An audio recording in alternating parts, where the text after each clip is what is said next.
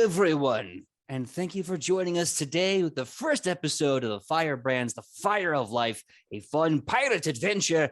Hope you enjoy it today. So, before we get started, this is obviously a charity game for St. Jude's Children Cancer charity for the entire month of September. We're going to be putting up the link in the Discord chat. I'm sorry, in the Twitch chat, so you can click that link and go donate. Should be popping up periodically.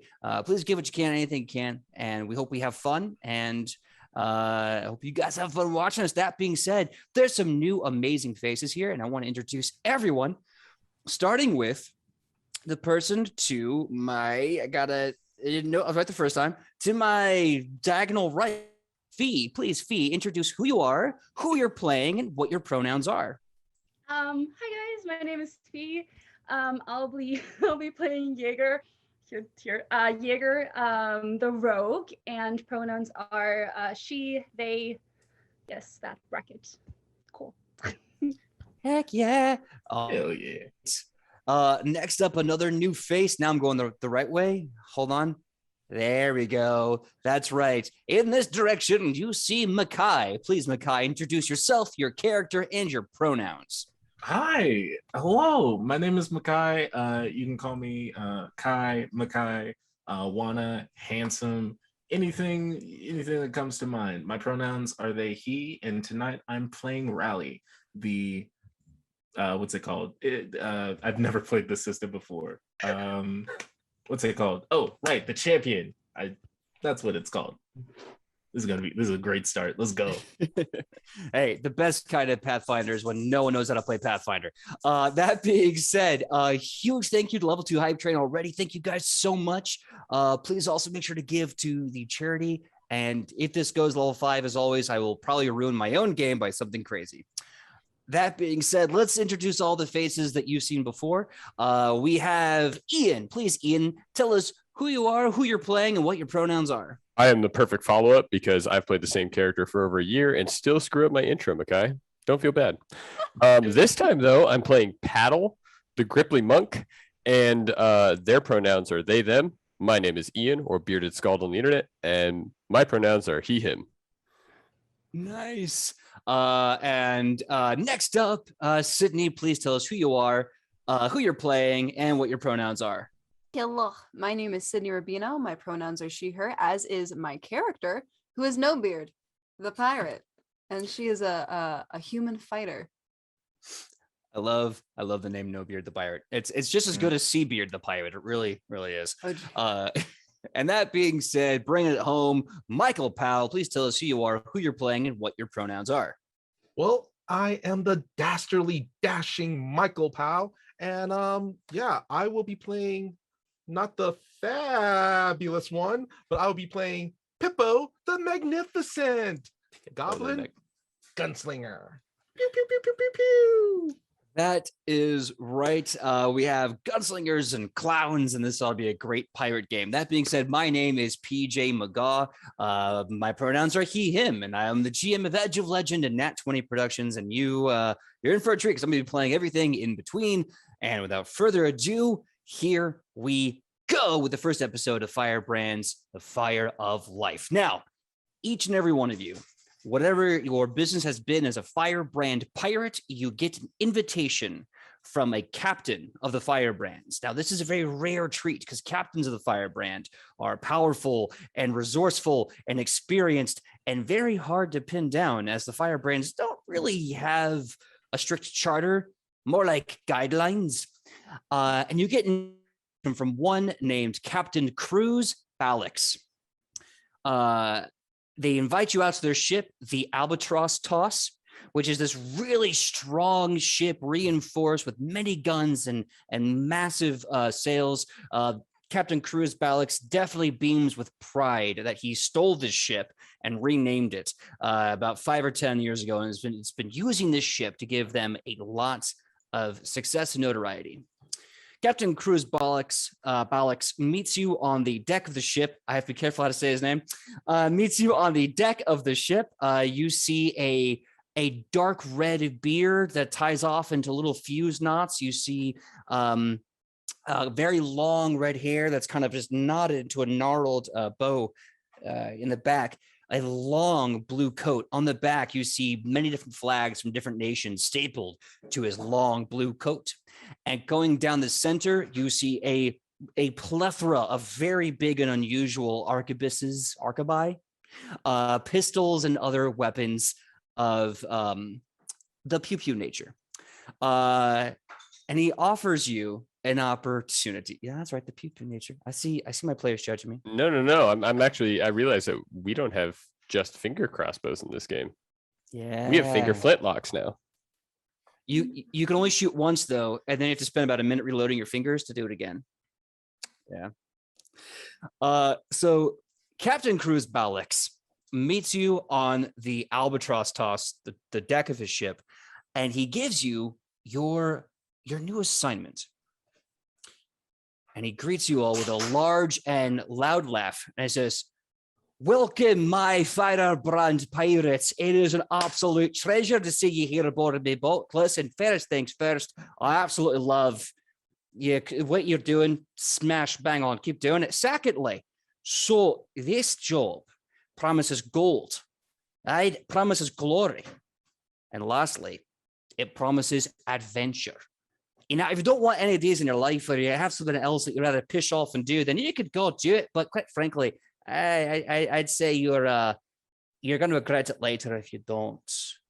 But what's the job? Good question. Who asked? No one, but the voices in my head. So here's the story. Somewhere far off in the land of Osirion, there is a giant necropolis of a part of their city long lost. Major artifacts of this populace has been taken. Now, I say it's a bad thing, as they use this to steer the economy, but there are some things you didn't touch. You don't touch some of the artifacts. And some rich, just absolute pish tosh, just went in there and took them. And Took what he shouldn't have been taken. Now, Osirion, rightfully, bugger pissed about this, right? So, you're hiring you all and me as the captain to go to where this person is, steal back the artifact, make a good amount of gold in the process, and show the world you don't take what's not yours. Where we go, though, is Vire, the city of masks, where behind every mask is an evil smile, a few guns and swords and the whatnot. So, if you're ready for adventure, if you're ready for gold, if you're ready for freaking glory, then stay in me boat. Hatch the heist of a lifetime. And maybe in the process have a wee bit of fun. I'm sorry, what's with all this if business? I mean, we're Firebrand pirates. There's no if. This is the inevitability. Pippo, if we're supposed to take the things, wait, they took what's not belonging to them, and we're supposed to now take what doesn't belong to us from them, but we're not supposed to take what doesn't belong to us. Where does that put us in this chain of events? Hippo kind of gives a kind of a shrug and then takes out a wooden slide whistle. Go. See, that's what I thought. Yeah, we're in for it, but I don't know. I don't know what's going to come of it on the backside. Captain Cruz looks at you and he says, obviously, of course, we're returning these artifacts back to Osirion. I'm not being daft. Did we? Aye. Oh, we didn't put 2 and 2. The 4 is not in the equation. Right. So we're stealing this back for Osirion, and they're paying a good bloody amount of boon and coin to do it. Any other questions? Pippo kind of makes the universal hand sign for money. I know this is a little. First, I hate to be rude, but what the bloody hells are you? I see. Are you a chimpanzee? That doesn't answer my question. Oh, I think I sent out the wrong letters to the wrong people. Hi.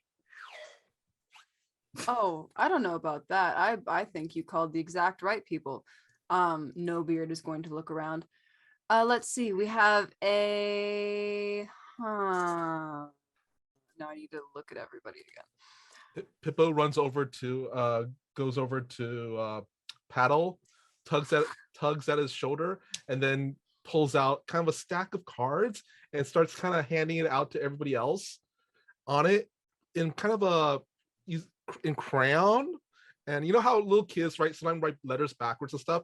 It spells out Pippo the Magnificent, and on the back it's let's see, what is it? Professional Clown and Mark's Goblin. Mark. How tall is Pippo?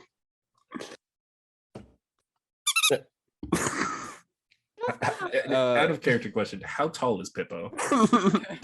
Pippo would be about, I would say maybe about the same height as Paddle. Paddle, how tall are you? That answers nothing. That answers nothing. I'm about as tall as goblins. So we're about 3 feet tall. Small. Gotcha. Yeah, very small. We have small clown. Kleine. Guns. Small clown with guns. Pippo has kind of a, what is it? You know, that Western gun belt around his torso, and Bandolier. No, gun belt. What is it? And his guns though aren't flintlocks. They look to be kind of a handheld bolt action handguns. Ooh. Those are actually real, and I looked it up. Hot. Oh yeah. Nice. Riley's gonna take one look at your card, Pippo the Magnificent. He's just gonna squat down to your eye level. Pippo, I need you to understand this right here and right now. I would die for you. And I would protect you with my very soul. This is the cutest fucking thing I've seen all day. Is Pippo baby? Huh? Pippo's think- goblin. Is Pippo goblin baby? The babe with the power? What power? I will say this: Out of he who? looks like if a goblin made it with a Monchichi. Nightmare Why fuel. do you keep bringing that Beautiful. up, Michael? I'm sold. I Because love he it. likes the nightmare fuel, I promise. Mated. So, kind of taking the rings back here a little bit. Captain Cruz Balux, spelled Balux. I've been seeing the chat. It's not what you think. He proceeds to kind of like run his fingers over his pistols and weapons, and he goes, "All right. So, do you have any questions for me before we actually set entire sail off to Vire?" No. No. I feel like we should ask questions, but really, I can't think of anything. So, do you have chocolate? I suppose I can go below deck to see if any on hands. Yeah, sure, of course. So he's Maybe like a sack full, or maybe 2. I can carry 3 if I have to. let me see if I have Big man, one fine. sack first. This might be an absolute Pippo, what's the question there?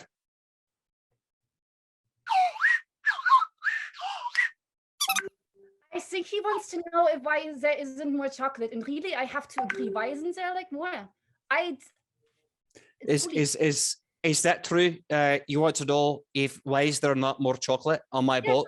Yes. Look at him. He is small. He has to grow. Chocolate has milk, and milk helps you grow. He's very small. Please tell me that the chocolate is chocolate coins. Is it chocolate coins? Oh my god! Then I can buy stuff with it and eat it. You're so smart. All right, call it heads or tails. Both. I will go with tails because I'm sure that the Magnificent has a cute little tail, so I will do it for him. So, very begrudgingly, Captain Cruz goes below deck and comes back up with a leather sack, like a heavy leather, like a bag, almost keep money in. He loosens a pouch and pours gold coins all over the deck. And as you look at the gold coins, you see it's actually some sort of metal foil wrapped around what looks like coins. Peeling it back, you find a slightly metallic tasting, but very rich, dark chocolate. Some milk chocolate and some with nuts in them. I have never been this happy in my life. I was totally bluffing. And you had chocolate. Thank you so much. Pippo grabs one of the chocolate coins, puts it in his mouth, goes over to Jaeger, pulls it out the back of her ear, and then pulls the other back of her ear, and pulls one out of his nose and gives it to Jaeger. You know what? I've always wanted to try nose chocolate? I'm so glad you're here so I can. And she like pretends to eat it, but like throw it away. I was like, oh, go on. Oh, Raleigh just straight up eats a whole ass coin, doesn't even unwrap it. Like they just take a whole chomp out of it. But you could have paid visit.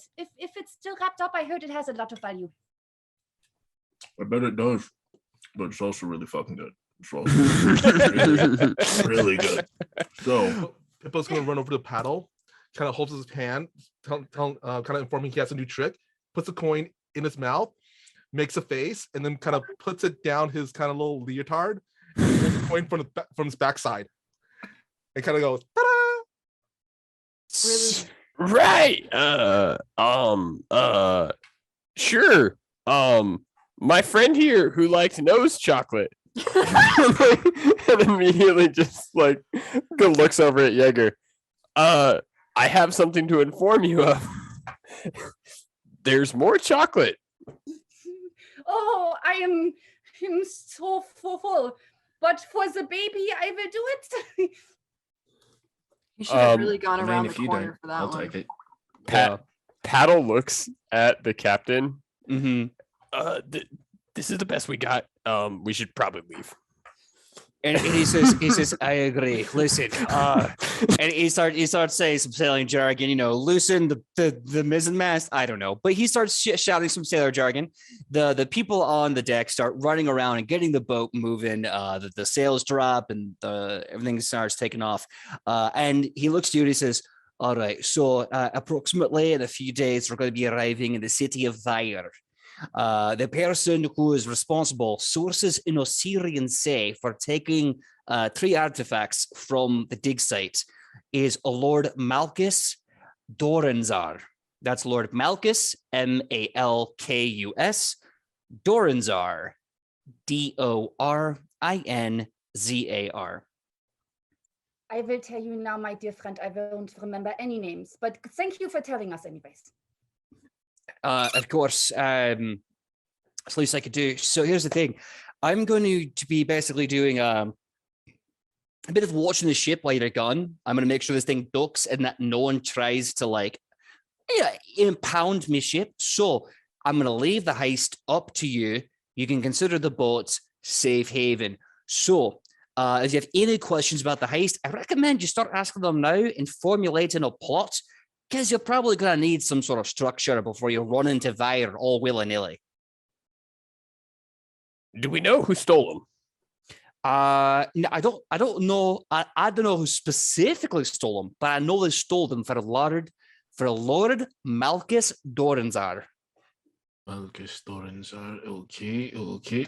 And what security? What does the security look like? Are we talking a couple of guards? Are we talking like knights or? Truly, who cares? Shouldn't we just get going? Like, the longer we talk, Truly, the longer he will have it.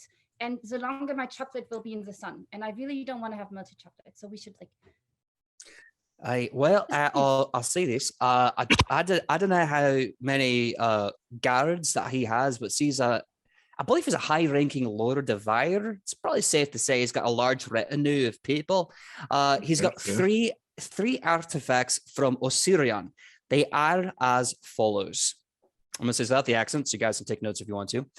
They are the Jars of Osiris. Ooh. That's number 1. Number 2 is the Pharasma Veil, spelled Pharasma. Pharasma Veil, veil like a curtain. And the third is the Sapphire Moon. Ooh. What was that? What was that, Fee? Nothing. Okay. Great. Can I do a lore check on any of those things to see if we maybe have come across them before or have ever heard of them? To know. Yeah, give me if you have lore Osirian or lore I'd say lore Osirian or just a general lore check. That's fine too. That's just EJ, general lore. General Okay. lore. Yeah. What about clown lore? Religion? I'm gonna say clown lore Same thing. probably won't teach you anything Hero about point. these items. I love that you have it. Religion, you can also make a religion check, Makai, yes. I got a nat 20. I got a nat 1. Fuck. I got a rock. Okay. The critical Thank you, sound Joe. of the whip. Thank you so much. Thank you so much, Joe. So the lore of these three items, you know that Osirion add a character is basically like a high fantasy contemporary to Egypt. They suffered a massive problem after this plague, almost killed an entire chunk of the city.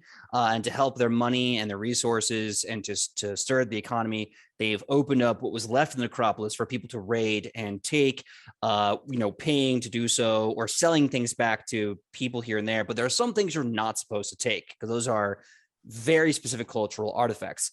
These items are specific to obviously the two gods of the dead, Osiris and Pharasma. So they're probably artifacts of death. And the sapphire moon, which is you've heard rumors about it being like a sapphire the size of your fist in the shape of a moon. And it was like sculpted by this half insane half orc from another world. And all these rumors and lore, you probably know it can fetch thousands, if not millions of gold on the market if you sell the sapphire moon by itself.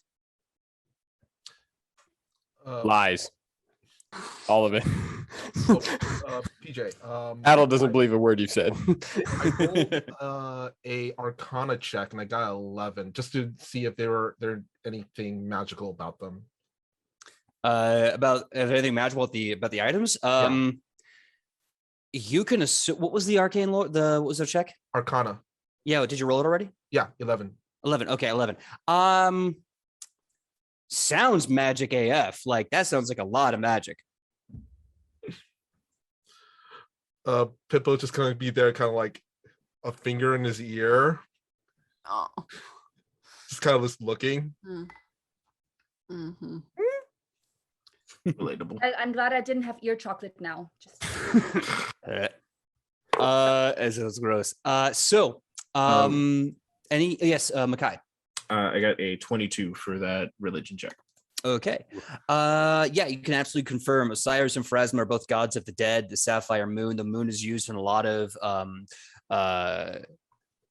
iconography, rituals, storytelling, all based on life, death, and sometimes even the hunt. So like these things are massive cultural significance to Osirion. Like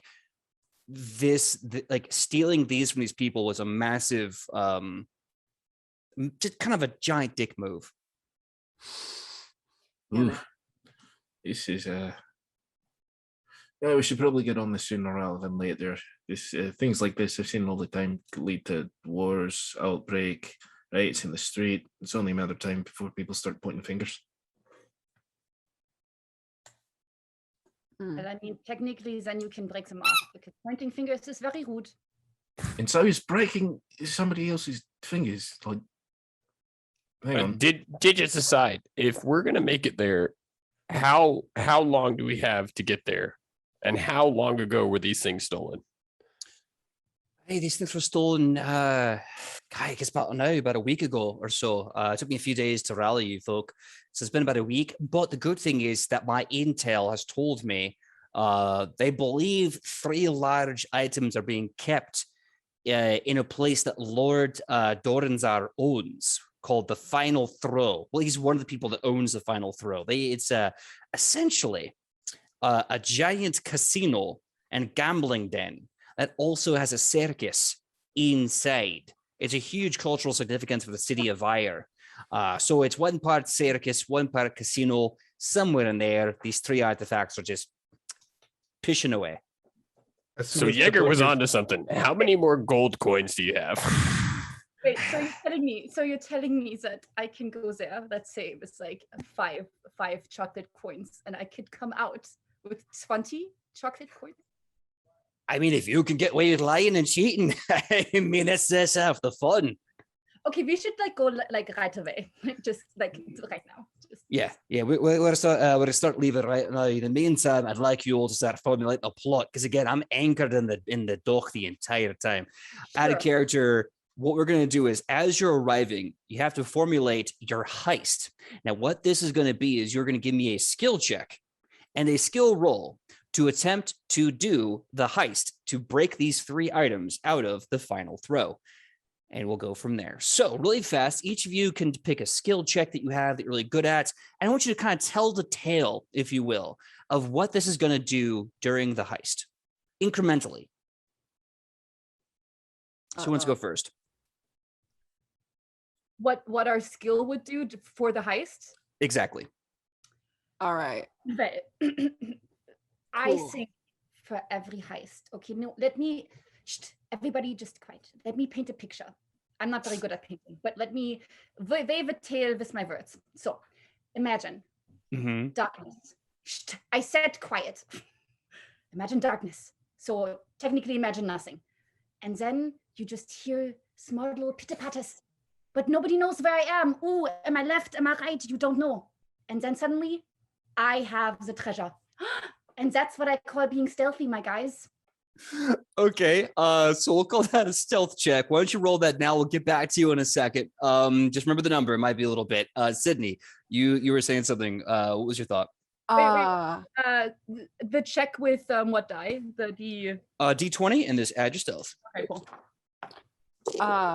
My thought was going to also use another character. So I am big strong lady. Big strong lady has lots of muscles.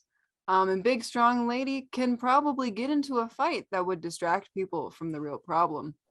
And then we can have, our roguelike person of German origin, not German origin, because that does not exist right now. Sneak around while I do big punchy things and get into a fight with maybe another member of the party, or maybe some random person that we just happened to meet in the bar. And if only, sorry. Go ahead. Man, if only we had some of those who had big, strong muscles. I could take you on in a fight or something. Where are we going to find someone like that? I know. I was thinking Pippo. When but, Pippo makes the Pippo. strong man pose. All right, I'll tell you what. Sydney is starting the roll. Someone can roll for aid. The question is, and this is a legitimate question, are you faking the fight? This will be a deception check. Or are you actually beating the snot out of each other, which I will make an attack roll? Well, Rally, what are you feeling? Gonna be honest with you, not the best actor. You said deception? Mm-hmm.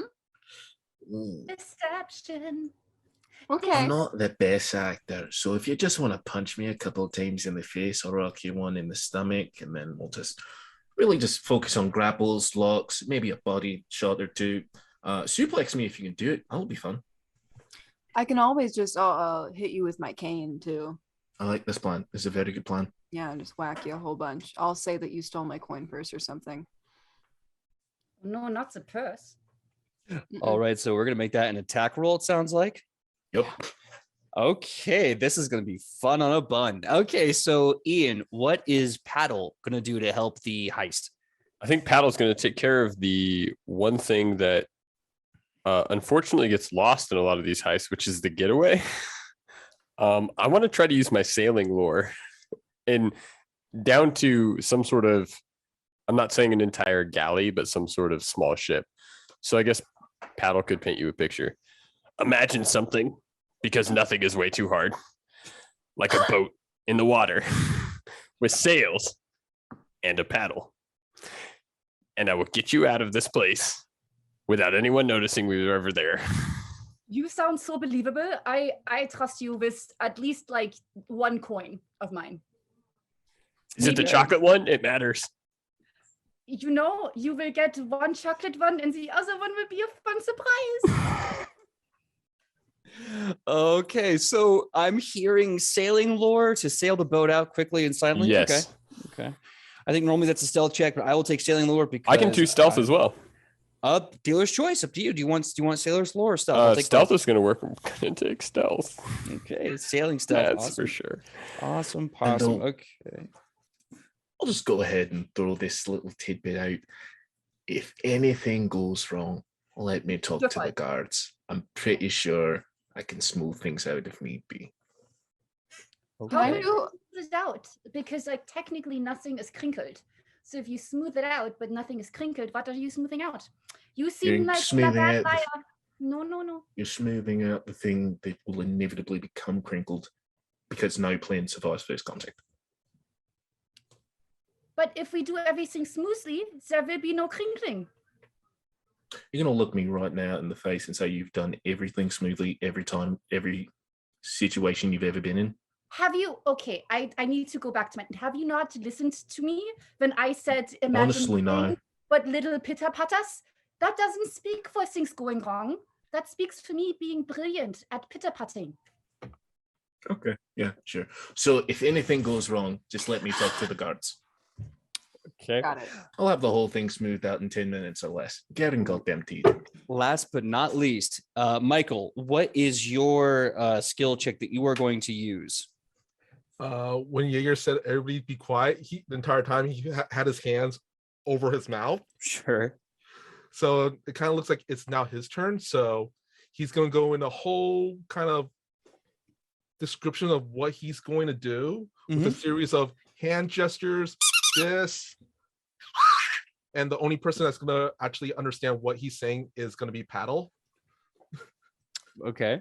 What Pippo's describing is he's going to basically he's going to be the one who's actually going to kind of provide the getaway distraction. Getaway distraction. Okay. Yeah, the getaway distraction, because since there's an element of a circus there, he's going to pretty much offer his services as, the world-renowned Pippo the Magnificent.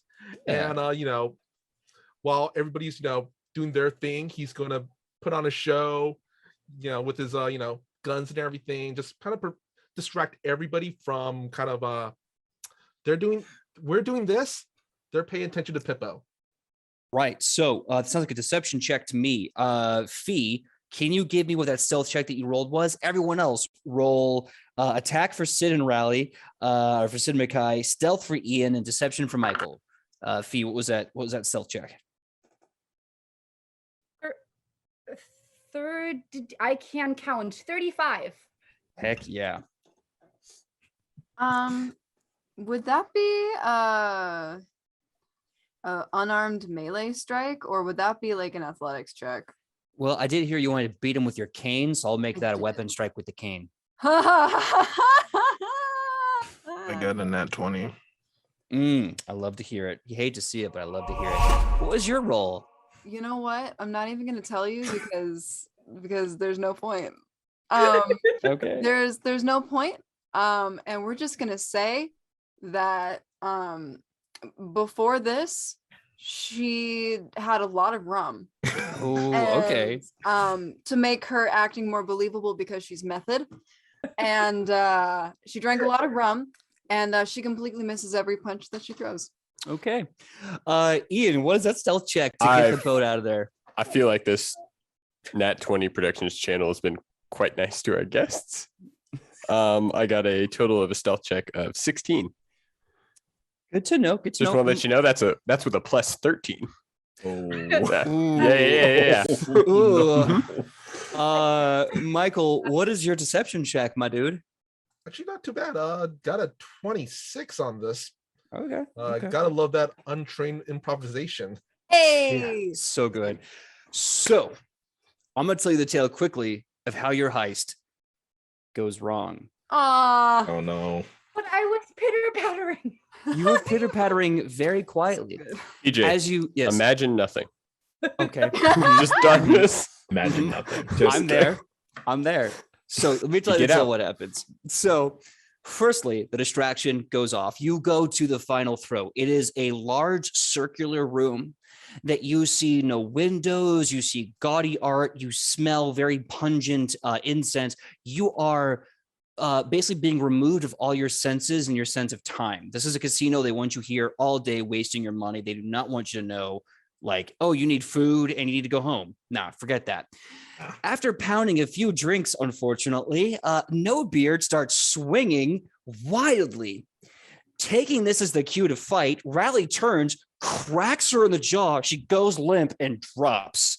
Oh, Awkwardly, you look at her, hand raised, because you know the deception has to continue, but you've already won. So you bap a few more times. Cut to somewhere on the docks, frog jumping into a boat and getting the paddles ready. Meanwhile, there is a monkey shooting guns inside of a casino.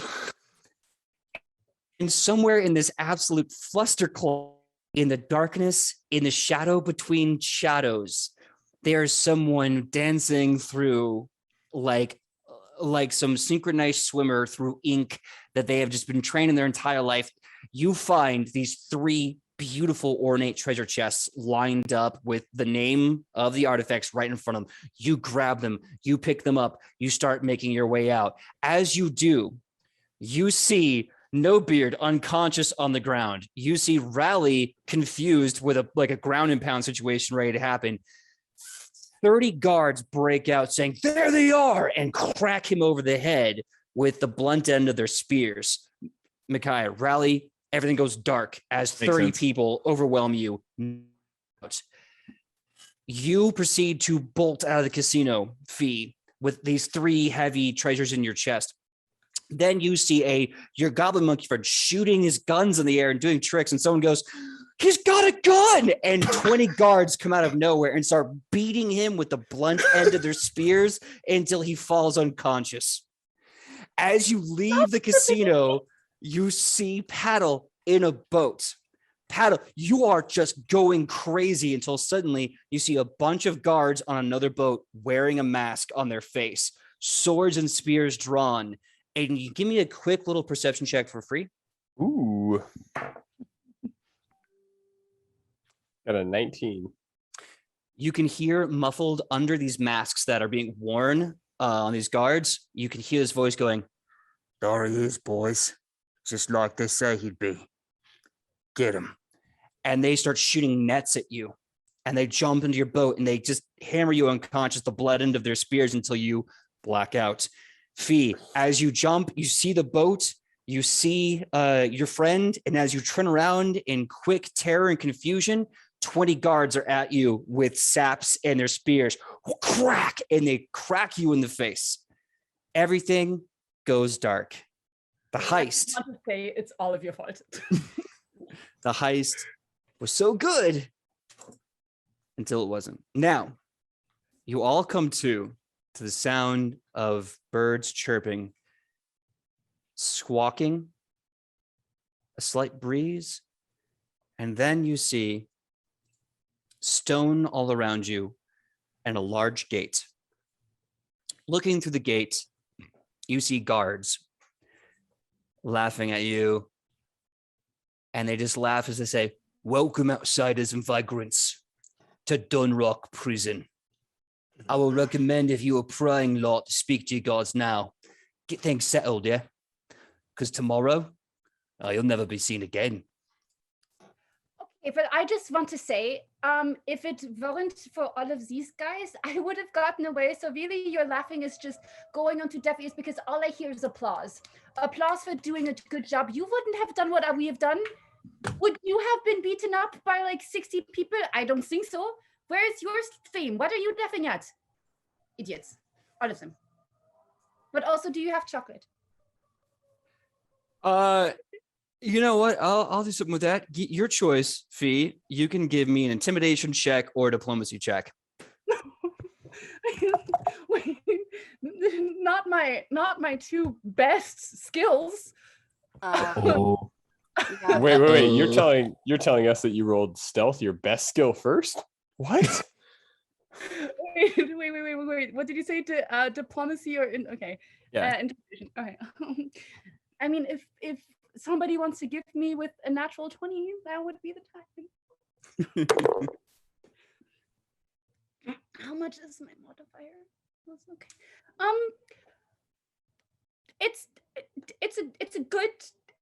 It's a good enough number. Mm-hmm. Let's leave it at that. It's a good enough number not to get beaten up. No, okay. I'm gonna need the number. I'm gonna need the digit. Oh no. It's 25. 25. Oh, Okay. fine. Okay. yeah, that's good. Yeah. Oh no! compared to the rest of us. Yeah. Yeah. So You should play a level 4 character in PJ's world sometime. Yeah, I recommend it. So Do I get chocolate? the guards are laughing and they kind of stop and they go, "Oh, now I feel bad. Oh, she just wants some bloody chocolate." I go to the big trunk end of the road, get some git pile left some in there, bring it back here. We'll get you some chocolate, but I'm not gonna let you out because we have to kill you before tomorrow. So you're not. I didn't say that. I didn't say that at all. I understand that you have to kill me, but I would really like some chocolate. So the last thing that I taste is something as beautiful as you. And it's so nice that you would give me the chocolate before I die. Are you trying to use this to change their opinion of you? Because if so, I'm gonna need another diplomacy check. Okay. God, please be not 20. Is it 23? Okay, so thank goodness that is a dirty crit. That is 10 over the DC of their willpower. So as you're doing this whole song and dance, they get the chocolate and they go, "Oh, you think I'm pretty? Oh, I've never seen such a gorgeous creature call me pretty. Yeah, here, Mum. Here's the chocolate. I'll tell you what.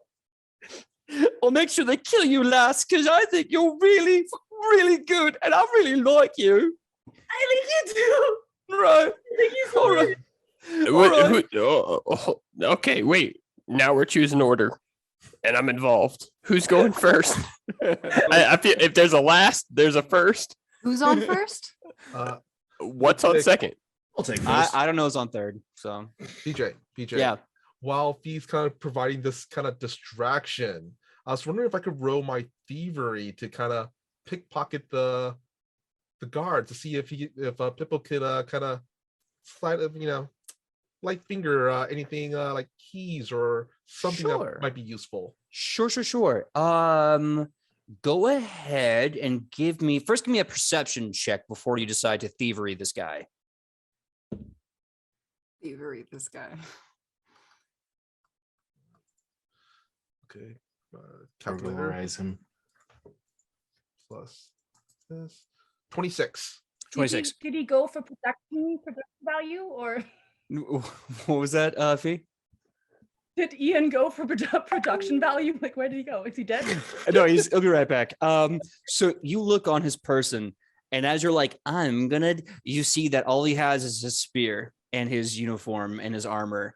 But as you're looking around, you do see that there are other, like, way down the other end of the hallway, you see 3 giant hooks with key rings on the hooks. Would Pippo think that the distraction would be? Can he calculate? He could get to the keys really quick and back before the guards notice. So let me actually get a chance to set the scene because I feel like we're jumping off the gun here before I can actually tell you where you're in. You are in a jail cell. All of you actually in the same jail cell, and the jail cell appears to be a giant stone room with the metal grate bars kind of built into the foundation of the floor and the ceiling, kind of all one piece. There's a little bit of like I forgot the term, but like one of those alcoves where you open something up, you put something in, you lock it, and then the people on the inside can get it without interacting with the guards. A little antechamber. Thank you, little antechamber. So in this structure, you are sealed off. The only thing you have is the window behind you, the guards there, who give Fee the chocolate, give Jaeger the chocolate, I should say, and they're about to walk back to the end of their post while one of them's crying, going, "She thinks I'm beautiful."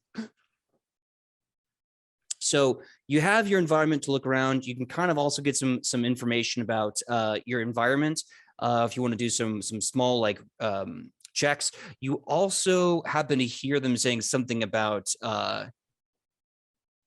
something unusual being planned tonight by those blokes downstairs. Quick question. Mm-hmm. Brief Psyche brings up a really good question in the chat. Do we have our stuff? Great question. You do not have your stuff. Damn. I also have another question.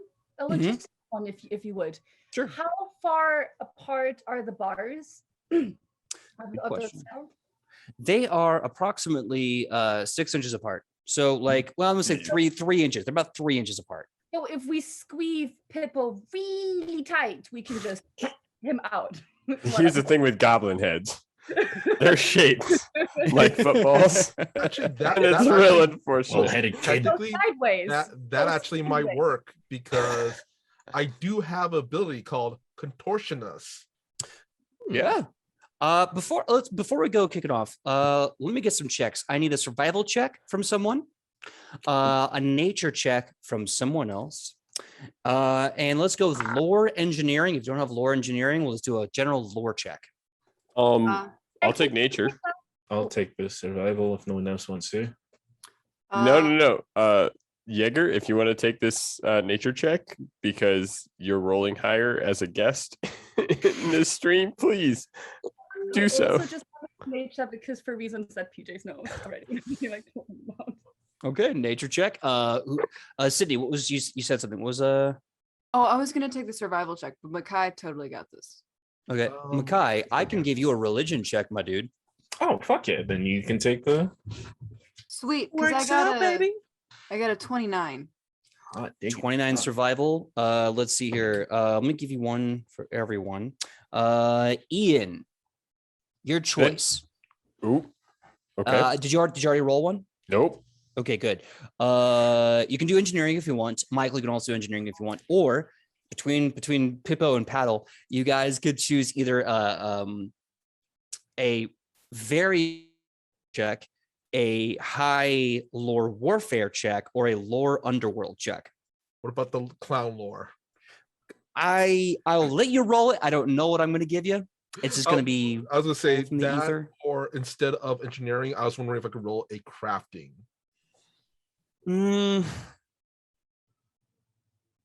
For what specifically? I could probably work with this. In lieu of engineering, since one of the things that people does know because he is a gunslinger is construction of guns and moving parts and like I guess somewhat higher than primitive technology. I'm gonna say you can roll it, see what happens. What do you think, Ian? Clown lore or crafting? Clown lore. Stick to your guns. Clown lore. Clown The clown lore is the more entertaining choice at the end of the day. I will roll a lore check, but I also want to do a perception check because the ceiling was never described unless I missed it. Okay. So you said lore check, Ian. Yes. Okay. A really heavy lore check? Yeah. Okay. Roll that, keep that number in your head. Let's go with Fee. Fee, what was your check and what was your number? I don't. That was so long ago. I should really roll again. Okay. It was a nature check, right? No, I was kidding, PJ. I can't do that to you. Don't do that to me. It was a 19. Okay. I'm gonna give you half this bit of information. From the sounds of the birds outside your window, their flight pattern has long stretches. I noticed the flight pattern. You're like, oh, I know the sound that bird makes. That bird can fly for a very long time. That's all you get. Oh, I know what it means. Oh, you are so sneaky. But since I know what it means, do you not want to tell me what it means? I know that you know what it means. I think that's a good idea. Yeah. Unfortunately, you missed the DC, so I'm giving you about half of the information. Fair enough. Listen, I have gold coins for you if you want to give it to me, myself. I'm sorry, I'm incorruptible. I'm not. I'm just lazy. Sydney, what was your roll and how much was it for? It was a 29 for survival. Okay, 29 for survival. Beautiful. I love surviving. You can tell from the smell of the breeze as it kind of wafts into the window of your prison that you are located on an island. Yes. Probably just at least a little off the coast of Vire itself. Only a little, but if we have long flying birds, it should be a little longer away because they have to. No, it's not. It's actually really close. It's very close, Fee.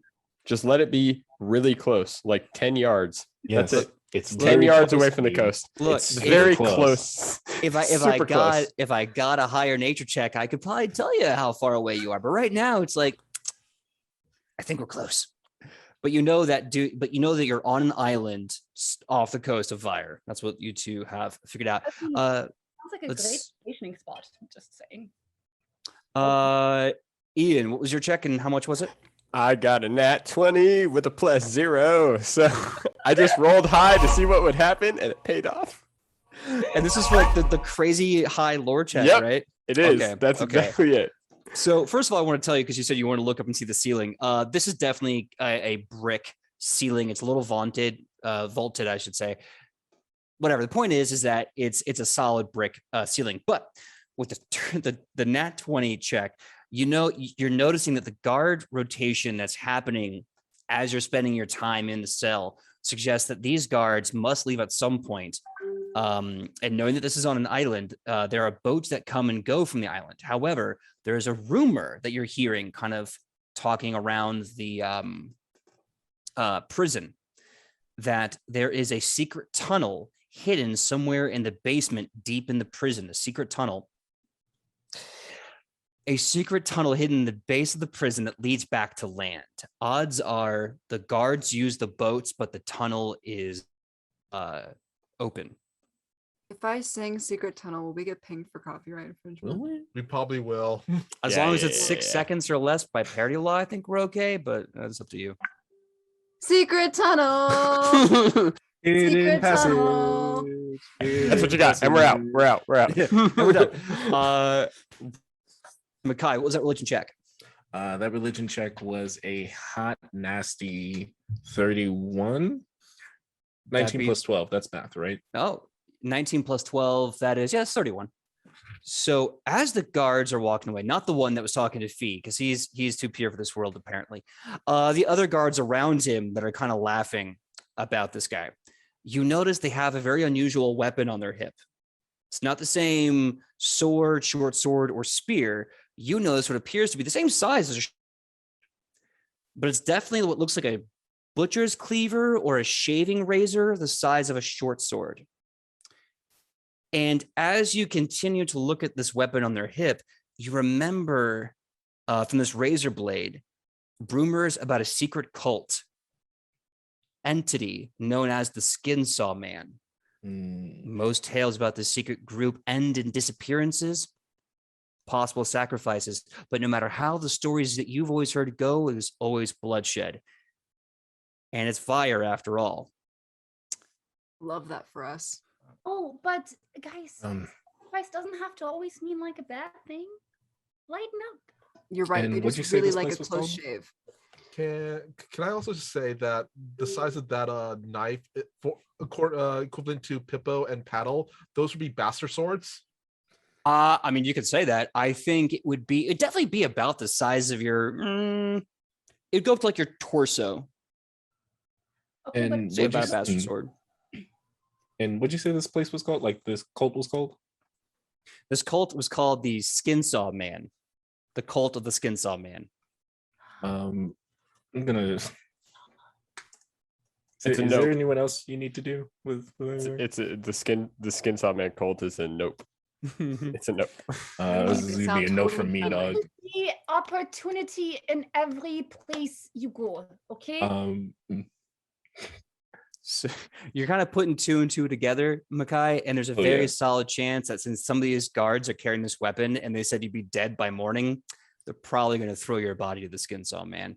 Okay, but I have a question because I made a friend, right? I made a very dear friend, and he told me that I would die last. First of all, just putting it out there again so people remember how important I am, because that's very important to me. I'm very important.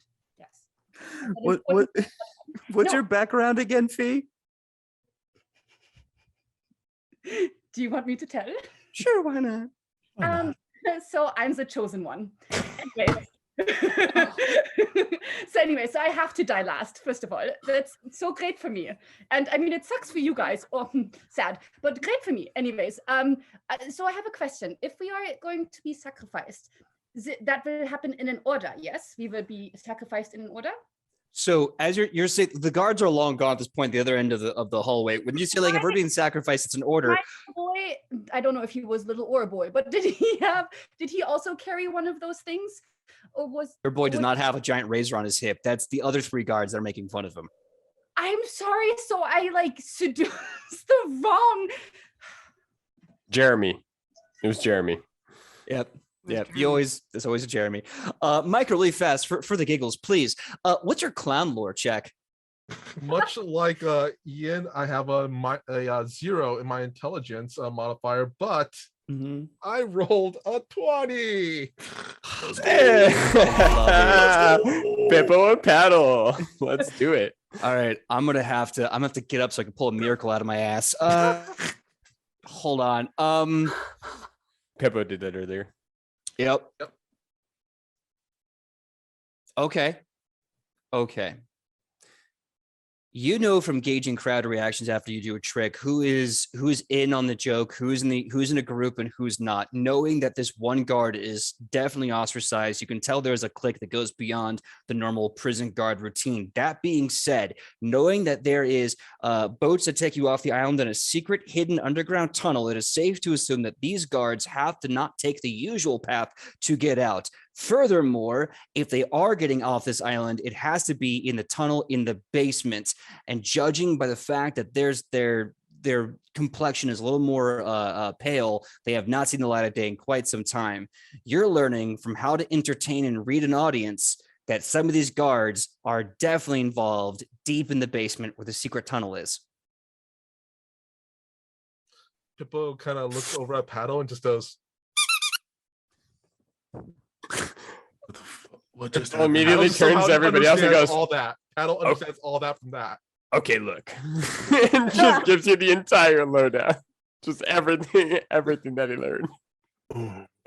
Oh, all right. And you got all that from Squeak. Yeah, I mean, it cross-checked. It cross-checked with my own knowledge. The secret tunnel down, Skin Saw Man, the whole thing. It all plays Both out. like nodding, like behind Paddle.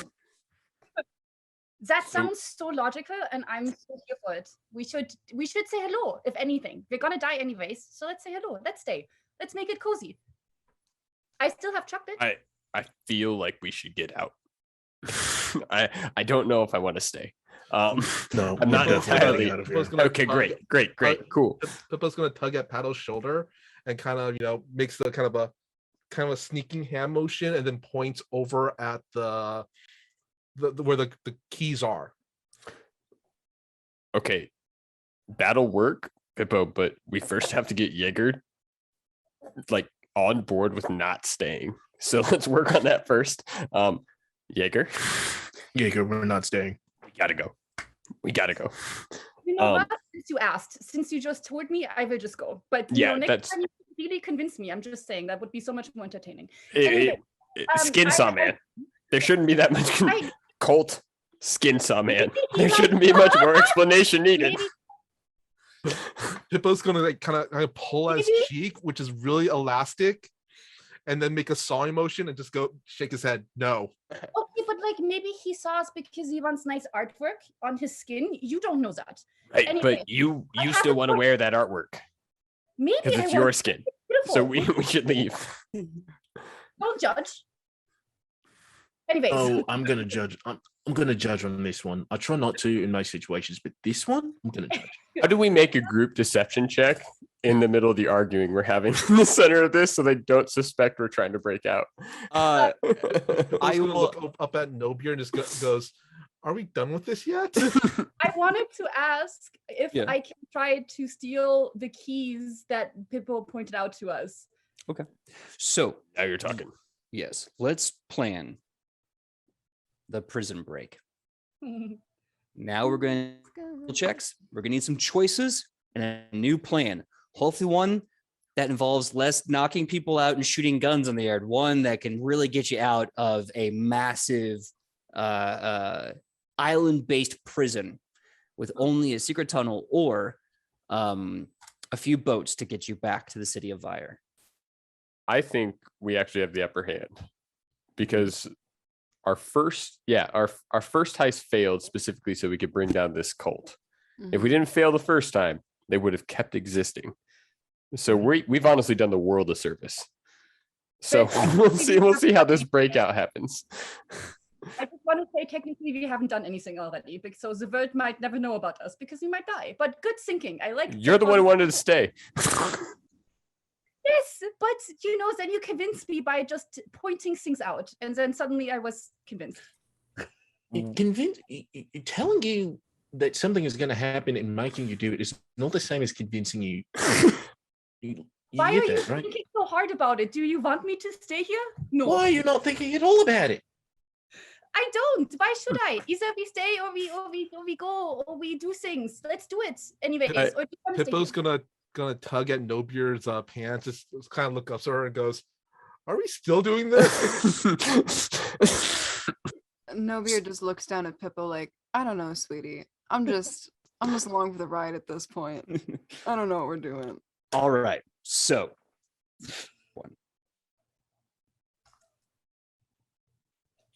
Oh no. Oh no. Oh no. Oh, yes, listen. Where do we go It from was fun here? while it I lasted. All right. We're We're the lost. GMs now. You Okay, are- so we're out. We're out. Yeah. No, we're here. We're We've here. said odd. Damn it. Nice try. Nope. Nope. GM's back. So, again, I know I caught up before I said this last time. Prison Break. I need a plan, skill checks. The rotations that usually end around nighttime. Keys are down the hall there. There's a boat to get out by the docks of this island, and there's an underground tunnel where the Skinsaw cult may or may not be. Question is, how are you going to break out? Where are you going to go after you break out? I think we should go to the court and say hello. But that's The boat's way too. Everyone will suspect the boat. yes. We should go to the court and say hello, give them chocolate coins, and then maybe they can give us another boat, and then we can go away. Rally and No Beard wanted to get in a fight. Pippo's This gonna is kind your of fun. motion everybody to get into a huddle because he has an idea. Oh my god, it's a baby huddle. And Jaeger crouches down to be on Pippo's level. It's like, yes. How tall is I like Jaeger? huddle. Pippo, huh? Real quick, how tall is Jaeger? Taller than 3 feet. Thank you. You're welcome. I know I told you so much about me, and I'm glad Thank that we you. had this conversation. Thank you. Probably about 5'5", 5'4", small and. Tiny. I think Gotcha. we should actually. I don't think we know what each other looks like. Actually, Oh. character. We did skip that, didn't we? Yeah. We did. Got a little excited. Should we do it now? And now we're here. How about this really fast? Let's start off with the plan. Sydney. I called you 5 other names in my brain for a second. I'm trying to get an word edgewise. Do you have any suggestion for the plan to Prison Break? And do you want to just talk about what you look like? You totally can too. So as we're discussing this prison break, you see a tall, muscular, blonde woman just kind of sitting hunched over around everybody.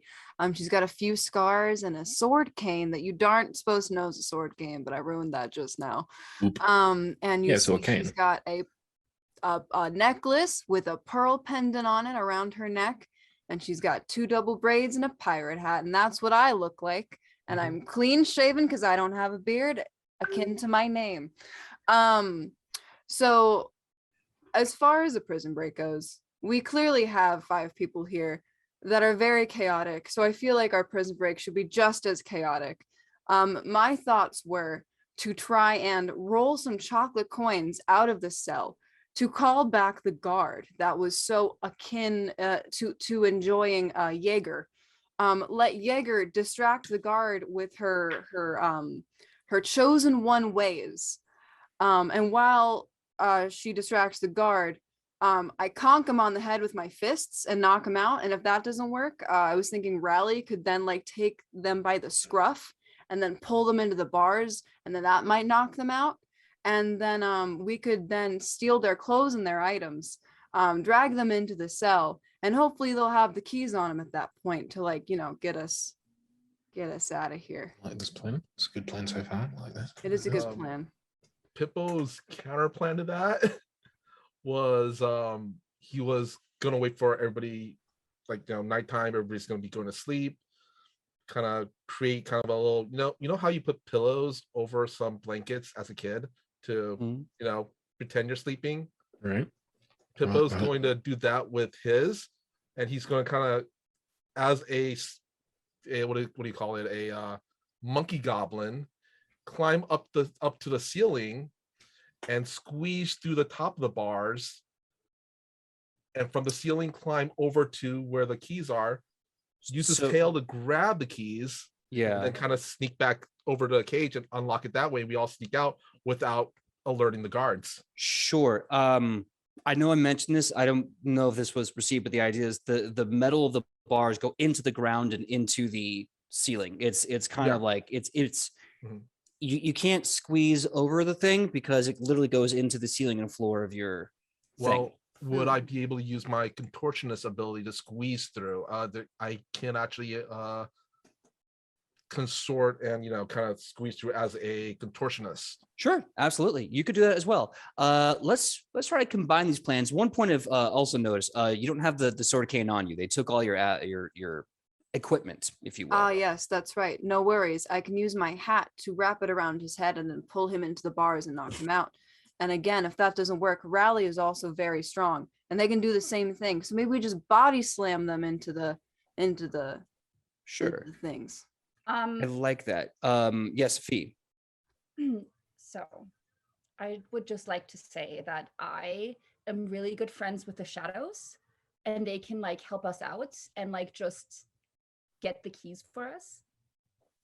That's a good point. Okay, so it sounds we have two ways to move our bodies outside of the cage, the cell, and an idea on how to knock out the guards and take their stuff. Really fast, I'd like it if you all could decide on one course of action to start this off with, then we can start going from there. What's the one thing you want to do? I would like to throw out that it's probably the best strategy to go with the shadows first, because that's least suspicious. And then if it arouses suspicion, we can still use violence. Okay. That's a good point. Sounds like a good point. Thank you. Really good point. Sometimes I use my brain. It is fueled on chocolate, so we should really hurry so I can get some more. Thank you. Okay. Let me get you sweet. Fee, give me a stealth check as you're trying to move your shadows through the cell and around the corner. Also, what's the range on that? Does it say that you have a limited range? It says yeah, I can quickly look that up. It is, unless somebody in the chat is faster than I am, but I can quickly look that up. And it says here, must be within your reach and kind of requires significant dexterity. Oh, never mind. You can't hold items. Never mind. I can't hold items. I couldn't get the keys. That's okay. So in that case, Michael, I don't know my shadows very well. I'm so sorry. Yeah, if you want to risk being exposed to 3 heavily armed guards by yourself with no weapons, we can do an acrobatics check to squeeze through the bars. I'm actually really, really good at that. Oh, Pipple. Okay. Hello.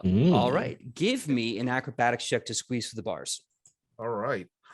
Actually, I have a ability called Acrobatics Mastery, which allows me to do 2 acrobatic things at once. So sure. I guess I'm going to use climb up vertically and then squeeze escape. You're going to climb up the bars vertically? No, I'm going to sneak from the darkness, and then from the ceiling, kind of just like, okay, climbing like a little spider monkey. Okay, so you can squeeze through them horizontally. You can't go over the cell bars. Yeah. Okay, cool. Yeah. Got it. So I'm entering from the ceiling because nobody really expects something coming from up top usually. Sure. Out of curiosity, so what was your acrobatics check for that again? Let me roll actually that right now. Oh, thank you. Let me add. There's actually a lot of modifiers to this because I have a lot of feats according to acrobatics. It's no better time to say this. Michael is playing a skill monkey. Literally. Oh my I hate it here.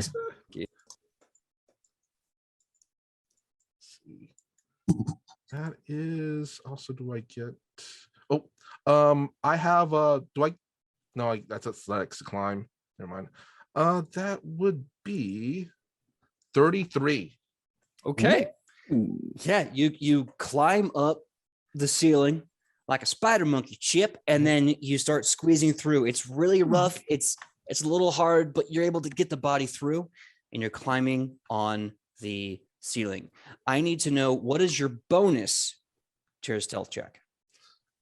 Bonus to stealth is, let's see, 17. Okay. So you come crawling. Mug. So you come out as quiet as you can, having just broken through and getting your way on the ceiling. You're starting to make your way closer. You can see there's these giant trunks, which are probably holding all your equipment that you're guessing, and the keys on the hooks. And just then you see this guy with a cup of coffee. Not so much in that. And he's just like, right. So then I told her, bloody hell, there's a monkey on the ceiling.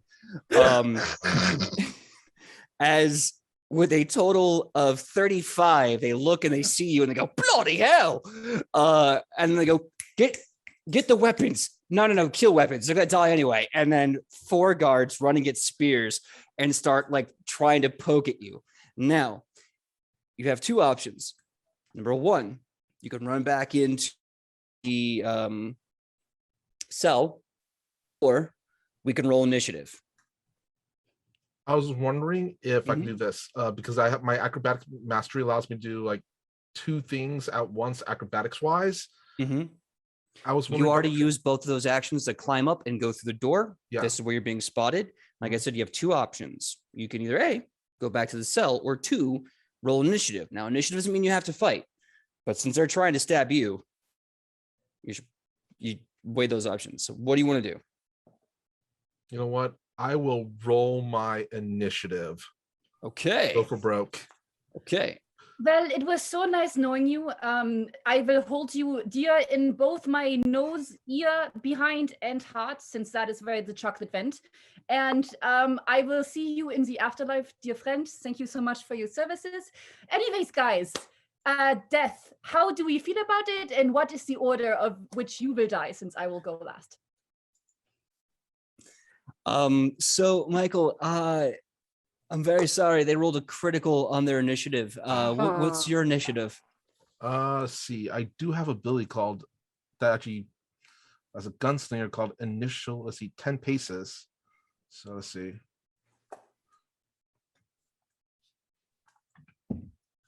Also, big shout out to Salty Sea Gaming, who's asking why is there no option to eat banana? Right.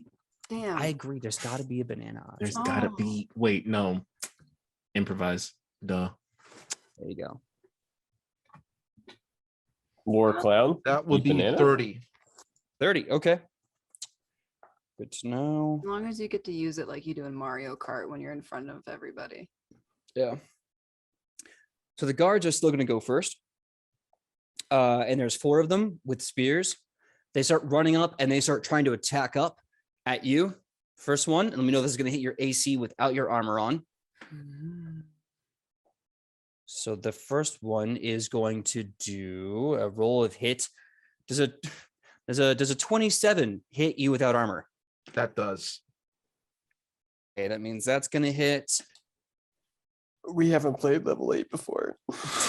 Does an 18 hit you without armor? No, it doesn't. I didn't think so. Heck yeah. We've got 2 hits, 1 miss. Last one, that's going to be a hit. So, yeah. So the first one comes running up and stabs you for 14 damage, 12 damage, and the last one's going to do 10 damage. You take 14, 12, and 10 damage. So that is 36. Thank you, Michael. Thank you, Ian. So you take 30. Like 4 of these guys are stabbing up into the ceiling at you. You know What do you what? do? I just realized nobody's playing a healer. Mhm. Nice.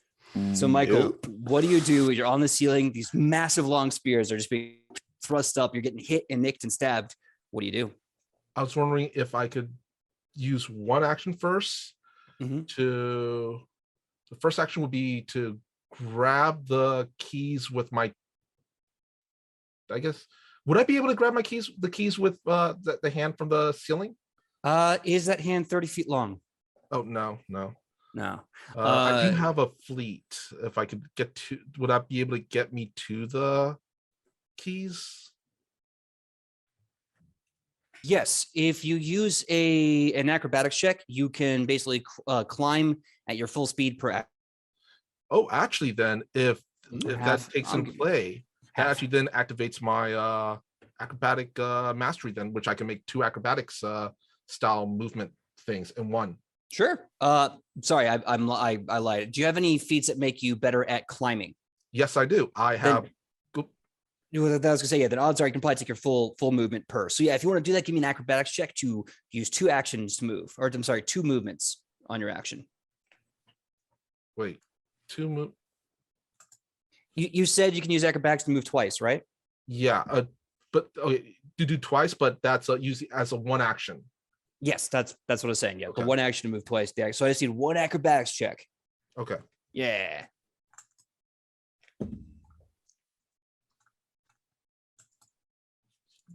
Plus. That would be a 24. 24. Okay. That'll pass. I just need to make sure these guys have attacks of opportunity or not. They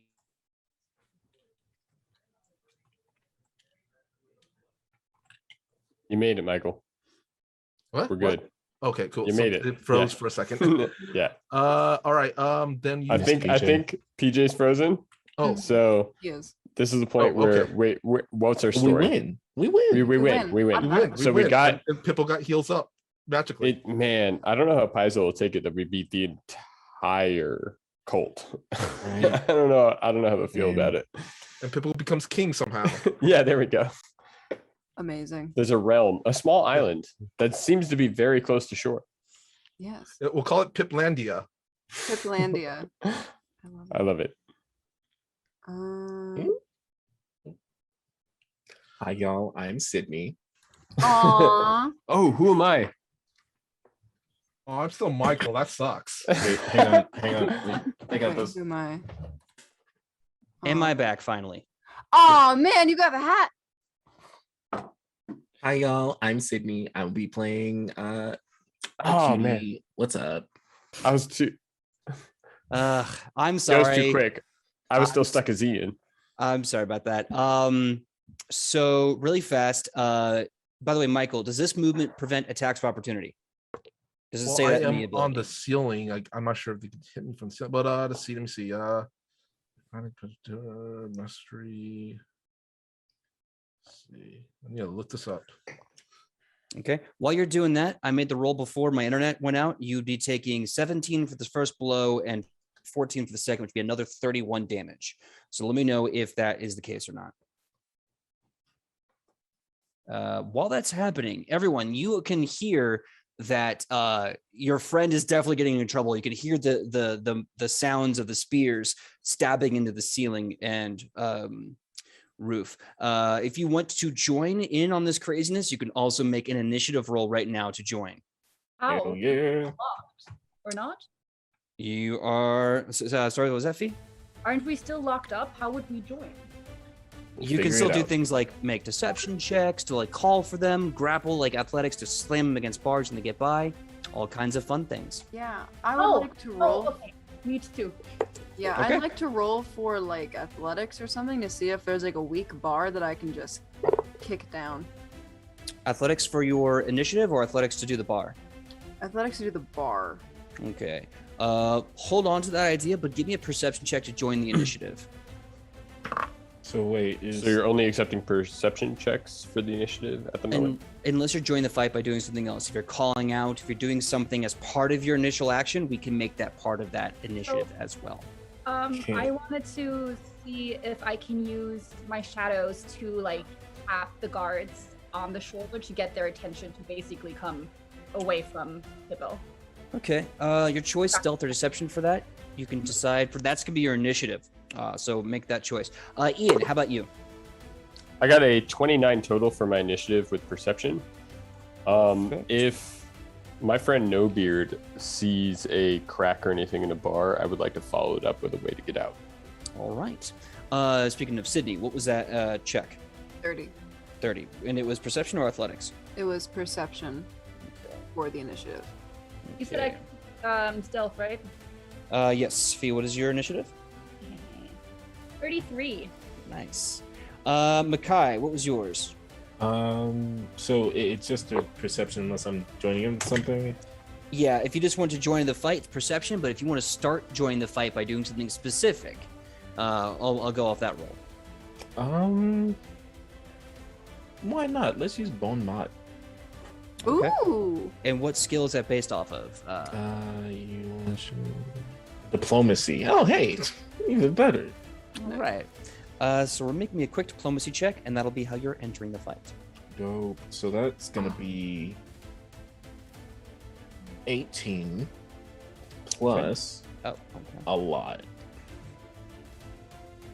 Totally not using a calculator right now. That'd be I graduated high school. What are you talking about? Hey, we use calculator here regularly. All the No, time. see, that's a trick. Woodwort has no pluses. Mush does. And I only play him like every 4th episode. PJ, so how much damage am I taking? 1 second, let me get Makai's initiative. What was that total? 34. 34. Okay. So, Michael, you've taken another 17 and another 14. That's a total of 31 on the attacks of opportunity as you start skittering across the overhead and they're like turning to stab you. But you succeed that check, so you're absolutely moving. I think you said double. What's your normal movement? 25 or 30? 30. 30. Yeah, easily you can get over there with the end of this turn. And if you want to, I'll even give you one more action to drop down.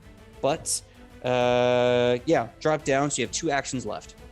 I was wondering if it would be possible for Pippo to just kind of use his tail to flick the keys over to the party. Give me an Like a Hail athletics check. Give me an athletics check to throw it towards the cell.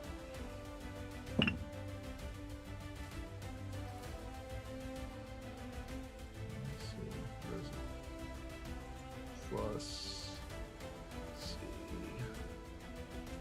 What's athletics? There it is. That will be a 26. Okay. Yeah, you are able to throw it about 15, 20 feet, about 10 feet away, but you all hear this ring and cling, cling, cling, and just around the corner, you see the keys. The guards, well, they've already moved their turn, so they're done. You have one more action, Michael. What are you gonna do? Let's see. Pippo's just gonna kind of GTFO as far as he can. Mm-hmm. Okay. They've already used the reaction to attack you. They can't do an attack of opportunity, so you can move your speed. I believe it's 25 feet back. You'll be 5 feet short of the cell, but you can pick up the keys along the way. Okay, I'll do that. Okay. So make a note. You have the keys. That being said, next up is Sydney. You're doing athletics to try to like move the bar, right? Yes. Okay. You find a loose bar and you start to move it a little bit. You're starting to see like it's actually kind of giving a bit. You think if you do one more really solid yank with all your might, you might be able to either bend them or break them out of their hold. So if you want to, this is your turn. You can make another athletics check to absolutely destroy these bars. Oh, sweet. Oh, I'm doing that. Oh, sick bars, dog. Yeah, man. That is look at me not using a calculator. Let's see if No Beard drops them bars. Hey, listen to my new single coming out on SoundCloud. 22. 2. All right, you're bending them a bit more, and you feel like if you just had one more opportunity to either break out or bend enough that you could crawl through. They're just at the edge there. Second action. What do you want to do? Ah, wow. Well, if they're just about to break, I'm just gonna wrap my big old thighs around them and just give them one extra tug. Holy, you're using your fast roll this? Yeah, okay, well, Damn it, hang on. I Yeah, we said may need a break real quick. she was a muscly lady. She was. She's I would lucky. normally impose a penalty, Advantage? but since Oh. you're changing up the formula, I think I'm gonna not impose a penalty here. Sweet. Look at that. Thighs save lives, and will hopefully probably open some bars. All right, athletics check. I think we all take -1 simp for watching this go down. 30. Lose a hero point. Yeah. 30 is the athletics check. Tell me the tale of what happens is bars so that you can now get out of there. Sweet. So the only thing going through No Beard's brain is just like grumbling. I just want to go home to my wife. Grumbling. Man, I really hope I can get out of these bars. Grumble. Man, I'm really frustrated. Grumble. Oh my god, I left the stove on. Crack. Just completely shatters the bars, and all you see is just one big bar in their hands, and they take it, they start wielding it as a weapon, and they go, "What?" And starts running away. All right. So everyone else in the cell, if you want to go through the hole that was made by No Beard, it will be you have to move one action to move your half of your speed as you're crouching down, coming through, and getting back up. But you still have 2 actions left after that. That being said, Sydney, with the bar in your hand, you won't have enough actions to actually climb through. But you still have an improvised weapon in your hand. Fee, the shadows start to kind of come out and around, and you definitely have like your hand on one of the backs of the dudes, like very Shikamaru style, and he's just completely oblivious. What do you do with your first action of your turn? Seeing the holes that was made for me and only me to go through, I will elegantly, much like a ballerina tipper-tapper, out of the cell and call. I might, be a little cheeky and throw a wink towards No Beard, like, thank you so much, so kind, and then I will call, like the stealthy panther that I am, and I will call out of the cell. Okay. So you move half your speed through one action, you climb out, you have 2 action, you like a panther, you're out, you have 2 more actions. What are you going to do? Is my friend there? Is Jonathan there? Jonathan? Your friend Jeremy is definitely with the spear, looking very confused. But you also see your buddy Pippo with the keys high above his hands. He's got the keys. Well, we don't need. I mean, but he got them. Well, I will applaud Pippo as I slowly walk or make my way towards Jeremy. Okay. Jeremy definitely looks at you. He's a little flustered, and he's like, Lisa, I'm at work, but I'd like to talk afterwards if you're available. I'm trying to stab a monkey with a spear. He's very stubborn. Well, I have a solution for you. So neither of us dies. You could stop stabbing the monkey. Just putting it out there for your consideration, truly. Give me a diplomacy check as you convince this man not to stab Michael. Oh my god. Oh fuck yes! Say Not the quite words. enough 20. No, but it is wait, 18 is it 31? 31. Christ. Yeah, your boy Jeremy. Because people are just it was diplomacy. Yeah, okay, cool. Yeah. Diplo. That's a dirty crit against his willpower DC again. He looks at you and goes, you know what? Hey, I'm clocking out early. He drops his spear and he just goes, I hope to see you again soon, pretty lady. My name's Jeremy. Look me in town. I'll see you then. And he leaves. And then as he crests away, you hear the kind of frustration shouting echoing through Dunrock Prison. He goes, I didn't get her name. Bloody hells. As he runs away. There is now one less guard there because Jeremy is now your friend. You have one more action left. There's the 3 guards that are not Jeremy, Pippo with the keys, and a good amount of perforation wounds. What would you do with your third action? Well, I don't think I can just heal him. So, I will draw my swords. Well, no, we don't have anything. Never mind. I will. Did I get the chocolate? I'll give it to you. You got the chocolate, absolutely. I did get the chocolate. You got the chocolate. Okay, so with the chocolate, I will hand it ish towards the guards, and I will say, you can either eat this or I can throw it at you. But I promise you, the throwing will probably hurt a little bit more than if you just eat it and let the monkey go. And I just. Okay, so give me a diplomacy check to tell one of these guys it's just take the chocolate and run. 26. Jeez Louise. Okay. But the chocolate is coins. So take the money and run. Yes. Correction. Deception check. So you can keep the die face roll, but I want to know what the deception is instead. Well, it has the same. Not as good. It's a 22. Okay. That'll still beat the DC as he looks at the coin and goes, "Oh, that 1 gold is more than I'm making at least a week and a half. I'm taking it. Bugger on this monkey, I'm getting paid." And then he runs away with the gold coin in his hand. Oh no, you just gave you just gave a low earning wage person like a fake. Oh, he 20. tried to stab us. Yeah, he tried No to beard? kill us. Yeah, no his beard. job. Let's just slow that one down. Let's just like take a step back. Tried to kill us. I just want to say I never deceived him. I just offered a coin. But if he thinks it's real, it's not my fault. There are 2 guards still here. Makai, your turn. You're still in the prison. You can take 1 action to move half your speed to get out, and 2 actions. Up to you. What do you do? So wait, it would take me 2 actions to get out? Oh no, 1 action to get out. And then I have 2 actions left. Gotcha.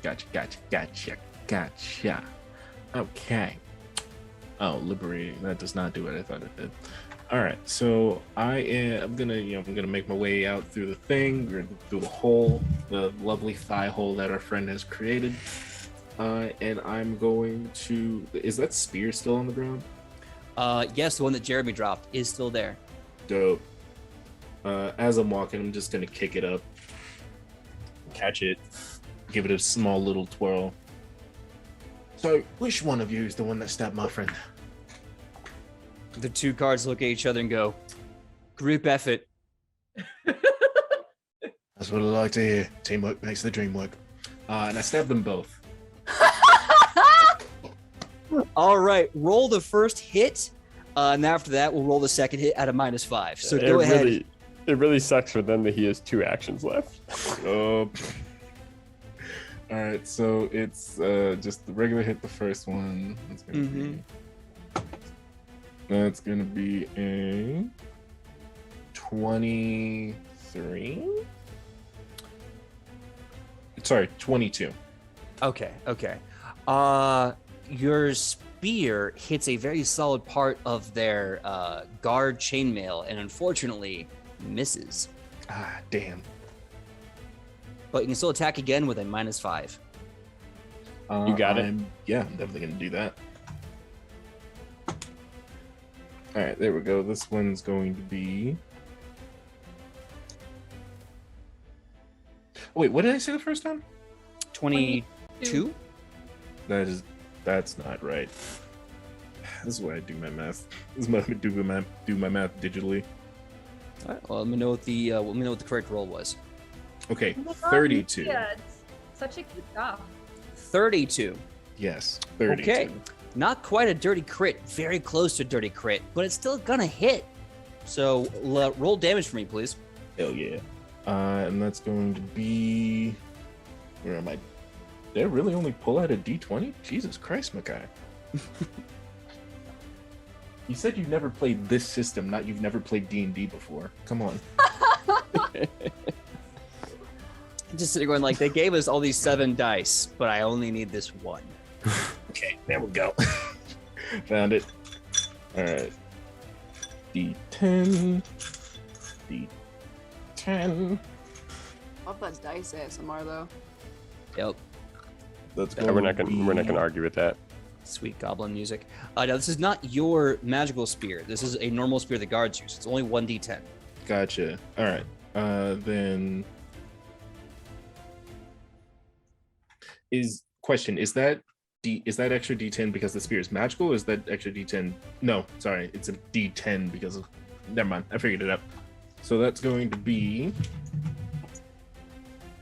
Oh, the same thing.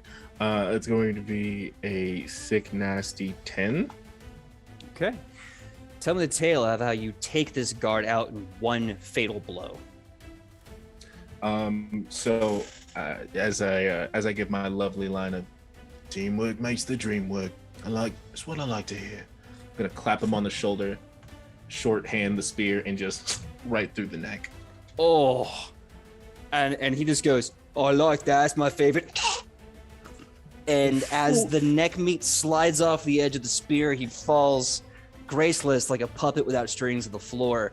You have one other guard who looks at the dead body and goes, "Oh, that was Jeremy 2, Electric Boogaloo. You don't do that to my friend." He puts you on point. I couldn't think of a better name. I'm sorry. But No, you're fine. He points his spear at you. You have one more action. You can make the attack again at -5 if you wish. Hell yeah. So that's going to be. So if it's I got to. Also, I love this music. All right, I this figured one's epic going to pirates need be- epic pirate fight music. This one's going to be a 31. And that last one should have been because I accidentally added a +2. Thought it was the other spear. So that last one was going to be only a 30. I apologize. Only a 30, Only a ladies. 30. I'm so ladies sorry. and gentlemen. Well, the 31 still hits, so roll me damage that really fast. Dope. And he's gonna another 10. Okay, again, how do you take this man out of the fight? See, Jeremy 2 decided, one, to stick with his team. Good choice. But he also decided to mess with my team. And unfortunately, you've also made that same mistake. So, and I'm going to knock the spear out of his hand with a back strike, hit him in the junk, and then stab him through the throat again. Nice. As he doubles over from the strike to the groin, you meet him right by the underside of his chin, kind of, goes back with a horrible noise. And when you pull your blade free, he drops dead on the ground. The fight is over, and you have officially broken out of your cells. You have a trunk at the end of the hallway, some 30 feet away, that Pippo kind of, well, Pippo, you can tell him if you want to, but you all kind of get a strong feeling that your personal items are in that trunk at the end of the hallway. Hippo's kind of look at the group who's free from the cell right now. Looks down at it, the keys that he got. He's all bloody, kind of beat up, and just kind of gives kind of a sad Cries and clown noise. Oh, wait, no, Question. that is unacceptable. Can I? Oh, do you ask a question first? Yes, Makai? Did they leave the thing? Do I have my gloves on? Is what I'm trying to ask. The gloves were taken from you. However, Motherfucker. they are in the trunk at the end of the hallway. Roland. Riley takes one look at Pippo, and pats him on the back. Nice for the keys, mate. That really helped. And I'm gonna give him a quick 25 points of healing. From Lay on Hands? Yup. Dope. Somebody was smart. Secret healer. Now you stay right here. I'll be right back. Right, mate? All right. You find that there's a very simple lock. You can decide to pick it or break it. Either way, the DC is so low that if it was basically, if you take 10 minutes to really work the lock, it easily is thwarted. Yes, Fee. I have a strength of 20. I wanted to cheer up the monkey goblins that we have for very short time. Okay. So Jaeger walks up and picks Pippo up and just softly cradles the small boy, trying to cradle. It's not really working. 3 feet is still too tall for her tiny body, but she tries. And she's like, "Soft Pippo, warm Pippo, little goblin child, and just tries to Pippo soothe. has that kind of that blank One Punch Man face. It's just like all feeling all sorts of awkward. And then by the end of her serenation, she pulls out a coin, just softly places it on the tummy, and then just holds and just like, there you go, my little friend. And then like, let's go. Puts him down. Is this our sea shanty though? Pippo. Yes, it is our sea shanty. That is the song of our boat. And I think for the period of this time, our lovely patters should always exclusively sing the song. So if we approach another boat, they're just going to automatically get like a -5 because of cringe. Yeah. Is that what's happening? It's not a fear effect, it's a cringe effect. It's an emotional effect, and that emotion is cringe. Yeah. Okay. That being said, with the 10, you get all your equipment back, your weapons, your armor, your special items, your potions, all of it. And with that, we're going to take a 5-minute break. When we come back, the Firebrand pirates stuck in Dunrock prison have been bamboozled, and they're breaking their way out to safety. We'll see you in 5 minutes. So that will be about 9:51. We'll see you then, everyone. Bye. Hey, everyone. Thank you so much for allowing us the quick 5-minute break. And we're so happy to be back. We are back here with the first episode of the Firebrands Fire of Life for St. Jude's Children's Hospital and the Cancer for Children charity. The Children's Cancer Charity, I should say. My apologies. So if you are just joining us, the Firebrands went on a heist. The heist went well, but something went a little weird at the end, and they ended up being thrown in prison. They just survived the prison break. They have all their equipment back. They have everything, their freedom. Now, the question is, how do they get out of Dunrock prison and back to Vire? There's 2 options that they have been discussing. Go to the basement, where there is for sure a murder cult waiting for them, or go to the docks, where there's a boat, and for sure the guards who are taking the night shift out of the prison. So, where do you want to go, pirates? I would like to say once again that we should say hello to the cult, give them a little bit of chocolate, get them on our side, and then we can just, smoothly, slowly work our way over the seas. Wait a tick. You say we need people on our side, and we're in a prison that's filled with people, assumedly. So what if, and hear me out now, what if we got all the people in the prison to work with us on getting out of the prison? That's what I'm saying. We should say hello to the cult. No, not the cult, the people trapped in the prison. But if the cult is in the basement, they're probably trapped as well. Maybe by their own minds alone, but they're clearly trapped and they're clearly having some issues. We should help them. I got a 26 perception check to figure out if there are any other cells besides the one we were in. Yes. Fair enough. You are looking around with a 26 perception. You can tell there are other cells on your floor. This is a multi-floored structure, after all. And again, you can tell that from the windows and other such little accoutrement. Of the people in the cells, they are either completely fatigued due to lack of food, water, whatever, or they're dead from poor upkeep. You don't exactly have a good riot on your hands here. They're not going to give you a lot of fighting power. I apologize. Hero point for the burp. That was a nice one. Oh. Nice. Regardless of whether we go to either which or direction, we do have the keys. So I'm going to, No Beard is going to proceed to let everybody out while we decide what we're going to do. Okay.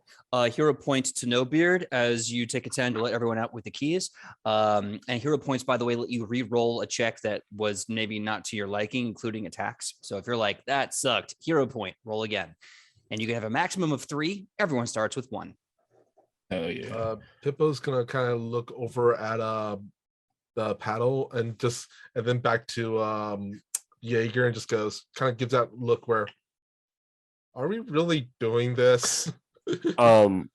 Paddle kind of looks back and forth and then immediately looks over at Pippo and says, look, okay, so The guards are here just because they're being paid. I know that doesn't make it any better, but Jeremy left with literally a chocolate coin. The cult at the bottom, not supposed to be here. Pippo, we got to go downstairs. If we're going to get out of here one way or another, we have to go through people. It's the people who are about to kill us rather than the people showing up on a boat knowing nothing of what happened. I'm sorry. I just want to confirm. By the way, Oh, no, I continue. was going to say, by the way, Pippo, just to let people know what Pippo's wearing is, he's wearing kind of a black and white checker leotard with a red vest with fringes and a kind of a mane of red yarn around his head. Mhm. Nice. Well, I just wanted Radiant. to confirm, Paddle, that you are saying that I am correct and we should go say hello to the cult. I'm not saying you're right. I'm saying I agree with you. Two very different things. I'm with gonna them. take it as you saying I'm right, and truly nothing else matters because the outcome is the same. We I'm will sure go you're used to cult. taking a lot of things. I do take a lot of things. Usually I take a lot of self-esteem and I take a lot of dignity. Sometimes I take people's sanity. It is all really confusing sometimes, but we have chocolate and Paddle is on my side. So thank you so much. And we should so go say hello to the cult now. Pippo's gonna kind of once again tugs at No Beard's pants, kind of looks at her with his soulful goblin eyes, which expresses, "We're all gonna die." Oh, love that. No Beard is going to pat you on your lovely oblong shaped head. And take the keys and give them to you and say, you earned these, you get to keep them. So I hope you take really good care of them. They're probably not going to do much once we get out of here, but I hope that you remember for the rest of your life that you're the one who got us out of this mess. So thank you very much. And then is going to start heading down to the basement. Pippo's gonna kind of, oh yeah, also he's also wearing that what was it called, a domino mask, kind of like a mask that Robin wears from Batman and Robin. Mm-hmm. He kind of looks down at the keys and his internal monologue is, "Oh yeah, we're all gonna die." Okay, so we're going down as a group to the basement where we know for sure the Skin Saw Man cult is. Great. You start making your way down a very, very long and twisting stone corridor and a set of stairs. You start to get the idea from the infrastructure of these stairs and the corridors. You are basically in this gigantic tower, almost like a turret to a castle. Going way down, things are getting darker and darker. You can't tell if it's nighttime already or if just you're in a place where no light seems to exist anymore. As you do, the stone fades and you're on soft, moist dirt. Continue walking on this dirt because there's only one direction to go, and that's forward. Eventually, stone comes back, but this time around you. You can hear the dripping of water. It's not quite the calcium water of a cave. It's almost like the water of the river or the ocean itself above you, starting to kind of seep through some of the natural landmass here. And as you go farther and farther into the dark, you see small torches lining the back of this room. This massive 50 by 50 square room that has been painstakingly kind of erected in this open square. You see a stage, and on the stage you see a man with yellow and red robes in this kind of long hood with yellow and red on it, and it's got this kind of like almost like a scarecrow kind of like razor's edge cut at the bottom. It's very frilly, like the frill on Kermit the Frog, kind of at the end of it. And you see all around them different guards with masks with the yellow and red coloring on the mask. And they're holding high above their head these massive razors, like shaving razors the size of a short sword. And the man on stage begins to kind of speaking this cult-like welcome, just saying like, "We are here to make the Skin Saw Man happy. He declares he must have his pound of flesh, his river of blood. And in the night of fire, we will give it to him. May the Grey Ones give us what we ask for. And may in the shadows his mask be like the moon itself. And as the cult of the Skin Saw Man, we will rise the ultimate promise. And we will also create the bloodshed that will... No, keep going. You were doing great. Riley, go ahead and Yes. give Jaeger a check. I Oh, feel like Jaeger please. was into it and should not be. Don't let us Yeah. interrupt you. Please, by all means. We'll As- just be here. As he's doing his whole little speech about like madness and blood and knives and everything, he looks at you all and goes, "Get them!" And a shrill scream, he just says, "People of the blade, skin saw people, get them! Or their skin will make a festival treat for the master one himself, the skin saw man." Why'd you gotta make it like Resident Evil 7 levels of gross? Suddenly you see a collection of easily 100 people wearing these yellow and red masks, just looking at you wide-eyed, brandishing these razors, and they tear after you. As they do, you see a little alcove to the right, the only escape. Otherwise, it's back to prison. Your instincts kick in as we start a chase scene. Oh. You said 100? Just 100. Just 100. Okay, cool. Yeah. At least there's not 4 Jump to the digits. cult. It'll be a good time. It'll be a great time. This is why we don't listen to you. Yeah, this is. Can you is there like a ceiling? Like how's the like ceiling and the walls like? I mean, it's a 50 by 50 room. It's all stone. It's all earthen stone, and they're basically coming after you this way. And as you're there, your choices are either run back to prison or kind of bank off right and go through a small tunnel where they're probably going to be forced to go through a small line to chase you. Okay. Hold. Mm-hmm. I have an idea. Mhm. All right, guys, this is what I got. I got 5 of these for good reason, and I'm really glad that I did. So I have snowberry fire peppers that make us immune to fire. So I'll give each of you one of those, and then I'm gonna set a fire in this tunnel so they can't freaking catch us. All right. That's a Okay. all right. Okay. I have All right. absolutely no complaints about this. Let's do this. I have a small complaint. I want to make sure these berries. I would love a testing period to make sure these berries work before we're in the fire, but you know, That's fair. Fam, it's now or I feel like never. we don't have time for that. All right. Into the fray, into the fire. Let's go. I just think Yes. it's very ignorant to just say that our skin is good for this skin saw man. Because how does he know? My skin could be really awful, and I Look. think it's really presumptuous that he just sends these people after us. I also want to say I thought Jaeger. I agreed with Jaeger. I did not think Jaeger was right. I want to reiterate. And out of character, I want to say no one's skin is bad. Everyone's skin is amazing and delicious and good for the skin saw Sorry, man. delicious. And hydrated. Just And wait, hydrated. I'm sorry, did he say delicious? He says I'm a snack? Mm-hmm. And are we, Oh, are we just no. gonna ignore the fact that Jaeger was just like nodding maniacally the entire time, or no? Okay. Oh, I just think that he was a very great motivational speaker.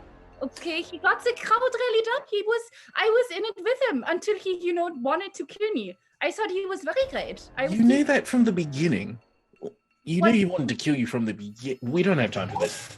Okay. We do not have time for this. So, really fast, I need welcome to the chase mechanics of Pathfinder 2. Here's how this is going to work. There's going to be 6 obstacles you have to overcome as a group. Every time one of you is successful in the skill check or the means to bypass this obstacle, you get 1 success point. There has to be no more than 3 in order to bypass.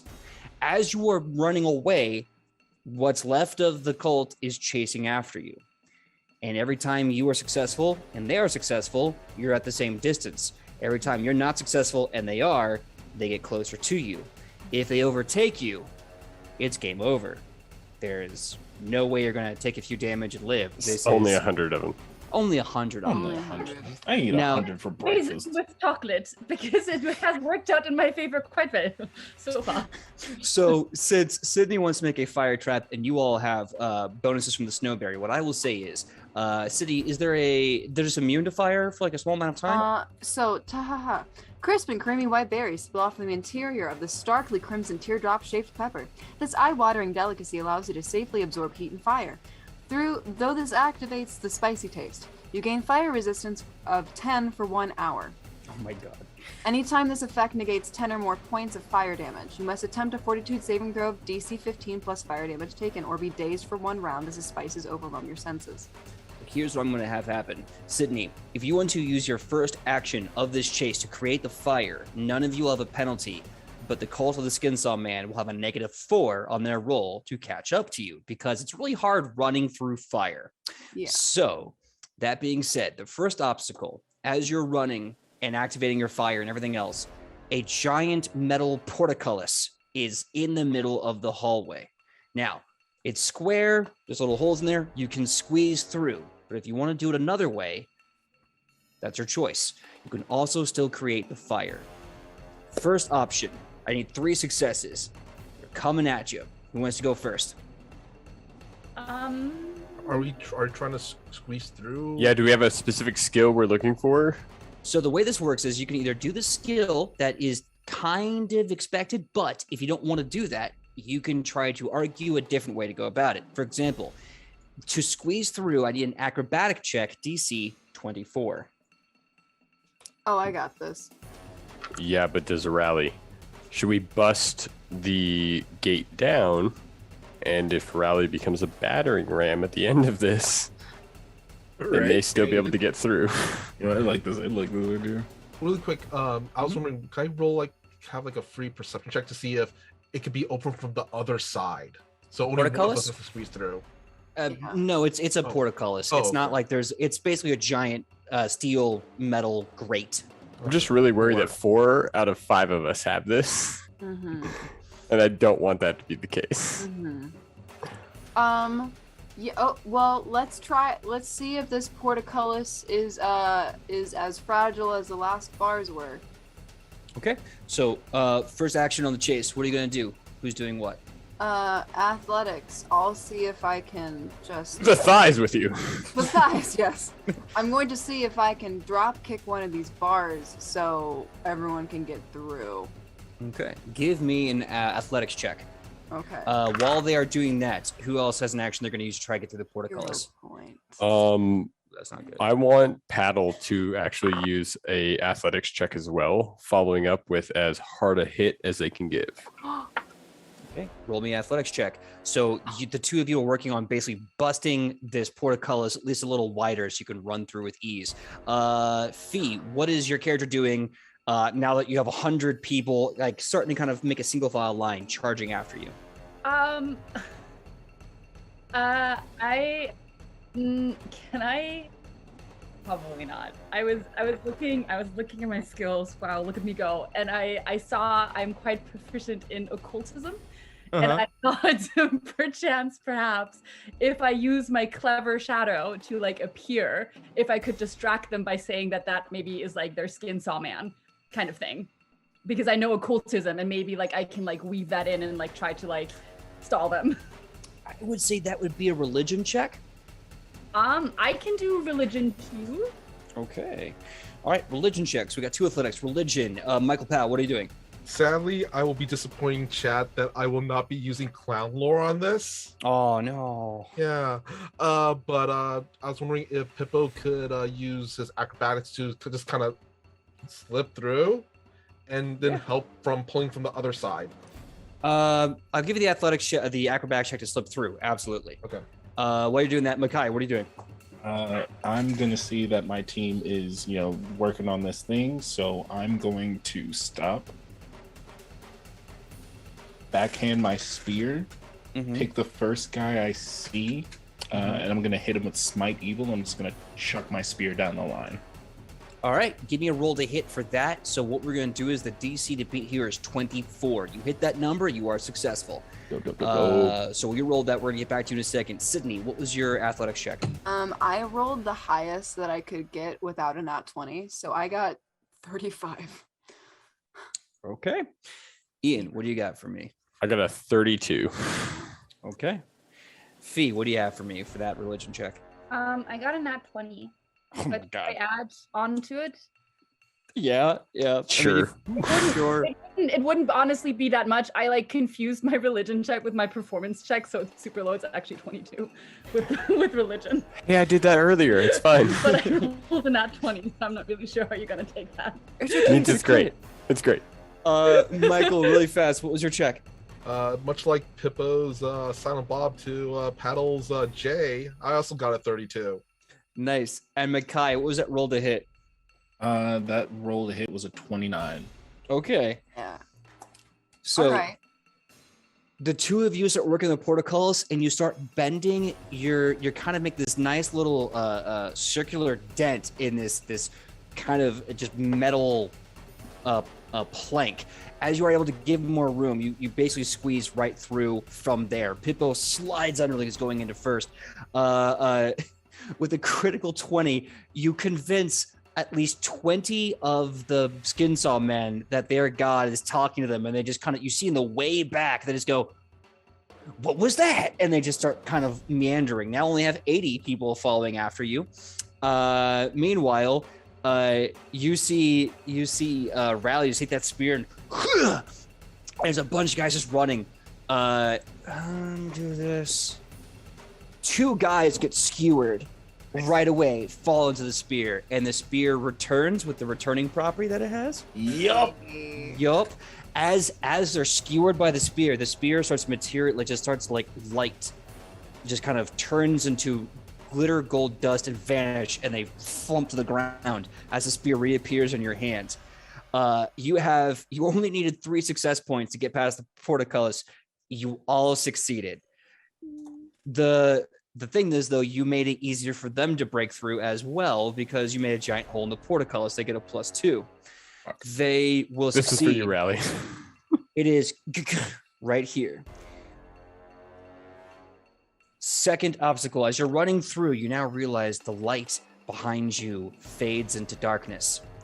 And moving through this long, stony corridor, you start hearing this horrible whispering sound, like a breathy hiss. Something without air moving through what could be barely described as vocal cords. Fee, yes? I have dark vision. Can I see what it is? Yeah. As you're running in the darkness, you hear this hissy breath all over. Everyone that's got dark vision, you see spiders the size of a carriage start to crawl from the walls. The minute they hit the ground, they stand up like people. And you see human faces with massive compound eyes and mandibles coming out of their jaws, and they scream and hiss as standing in front of you is a web the entire size of this tunnel. Coming behind you is 80 cult members. Yes, Fee. I would like to give up. No, I don't deal with spiders. I'm so sorry, guys. This is where I die. Thank you so much for all your support and help. Goodbye. No, this was your idea. You're seeing this one through to the end. Can I? Literally, all of this was your idea. Was that Can I use the fire now? Yes, you can. Absolutely. Fire time. It is fire time. All right. Burn the house down. Velocity, we're going to get him back real soon. For the fire, I want a survival check. Ooh. From DC to everybody? beat is 24. From you starting the fire, this will be your thing. The berries are still in effect, so assuming this actually let's roll this first, because if this does not work, then the benefit does nothing. So Okay.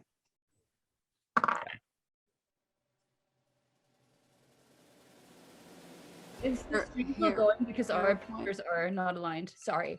oh, it's okay. Ian will be back soon. What was that, Sydney? I'm gonna hear a point. Okay. No, I meant the screen is wonky. Sorry. Our screens look wonky. Oh, yeah, it's okay. Yeah. He'll be back soon. Okay. Yeah. In the meantime, we'll be right back. with Survival check plus. I also point this out. The way Pippo's running, Mhm. skittering away, is a lot like Zoidberg when he's like skittering, like. That's adorable. I love this game. I got a 25. 25. 25. That beats the DC by 1. The fire rages. Everyone that has taken the bear, which I believe is everyone, gets a +2 to the check. I'm sorry, no. You don't get pluses. You don't take penalties. The skin saw men take penalties of a -2. Actually, Joe, while we get the chance, until Ian arrives, do you mind if we take a few seconds to fix the panels up? Thank you so much.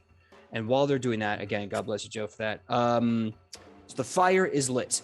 Who wants to do what? The web is on fire too. However, it is starting to kind of deteriorate a little bit. You still have to do something to get through, but you won't be at any penalties. What do you want to do? Do we have to do something? Can I stealthily try to sneak through, or do I need to do something? You can still sneak through if you want to, yeah. Taking this is really unnecessary. This is just a character choice. Taking one of the coins that Jaeger has, she like waves it in front of one of the like spider, or all of the spider people, and she's like, "Look at this! It's shiny. Go fetch!" and like throws it away, and then tries to sneak through through the web. All right, so give me that sweet stealth check. Yes. Oh, we love to see it. That will be a 33, my guy. God, okay. Yeah, you easily throw the coin. As you do, one of the skin saw men take their giant razors, just cut it in midair, and as they look up, they have that kind of like Metal Gear Solid moment of, huh? What? And sure enough, you're gone. You're already past the fire and the flames. Makai, what are you gonna do next? Rally is going to. Do I get the sense that these things like would be blinded by light? Not intrinsically. They are still human. They just been underground for a little while today. Just today. Just today. Just today. Just today. Man, today is just like an underground day for them. No, it's like, oh, today. There's not really a lot I can do. Just besides like keep running. I'm gonna any of them that are in the way, I'm gonna try and intimidate out of the way. Okay. All right. Give me an intimidation check. While you're doing that, Ian, we've gotten to the giant spider web. The giant spider creatures are not happy. Sydney has lit the damn thing on fire, which will make sure that you don't get a penalty to what you're going to do, but the skin saw men will. So right. Okay. I am probably going to use. You know what? Following up with Rally, I'm probably actually going to hit the first, like, after the intimidation check. I just want to try to slug one of them. So, follow up that intimidation check, but it's better to stay out of our way. All right. Roll to hit. While you're doing that, I will get the other two in a minute, but I want to come back to Michael. Come around to Michael. Michael, web's on fire. Your chosen one friend has dipped completely through the flames. What are you going to do to get past this fiery web? I thought everybody was following me. I'm sorry. Did we want to have a chatty conversation with these people? I'm sorry, that was your plan the last time. Do you want to try that again? I figured you would. I mean, it worked out well, did it not? No, it didn't. So, Michael, what are you gonna? I'm so sorry, Michael. What are you gonna do for the chase scene? Well, I was gonna say, Pippo. I was wondering, real quick. So, ceiling-wise, is there like an opening from a ceiling? Because I kind of want Pippo to kind of run up the ceiling, climbing, and kind of skittering on top of the wall, kind of like the girl did in The Exorcist. He's like, that's how he's kind of sneaking past the spider. I'll say this: the spider web itself is the entirety of the thing, but you can absolutely still do an acrobatics check to skitter through Yeah. on the ceiling. Yeah. Absolutely. That's what I am gonna do. All right, roll that. We're gonna get right back to you on that. I want that intimidation check, Makai. What you got for me? All right, I got a 13 plus. Hang on, I did the math earlier. 27. Oh, Ooh, send it home. Mm-hmm. Eat it. And really fast, Ian. What is your roll to hit? A 31. Okay. All right. Beat him up.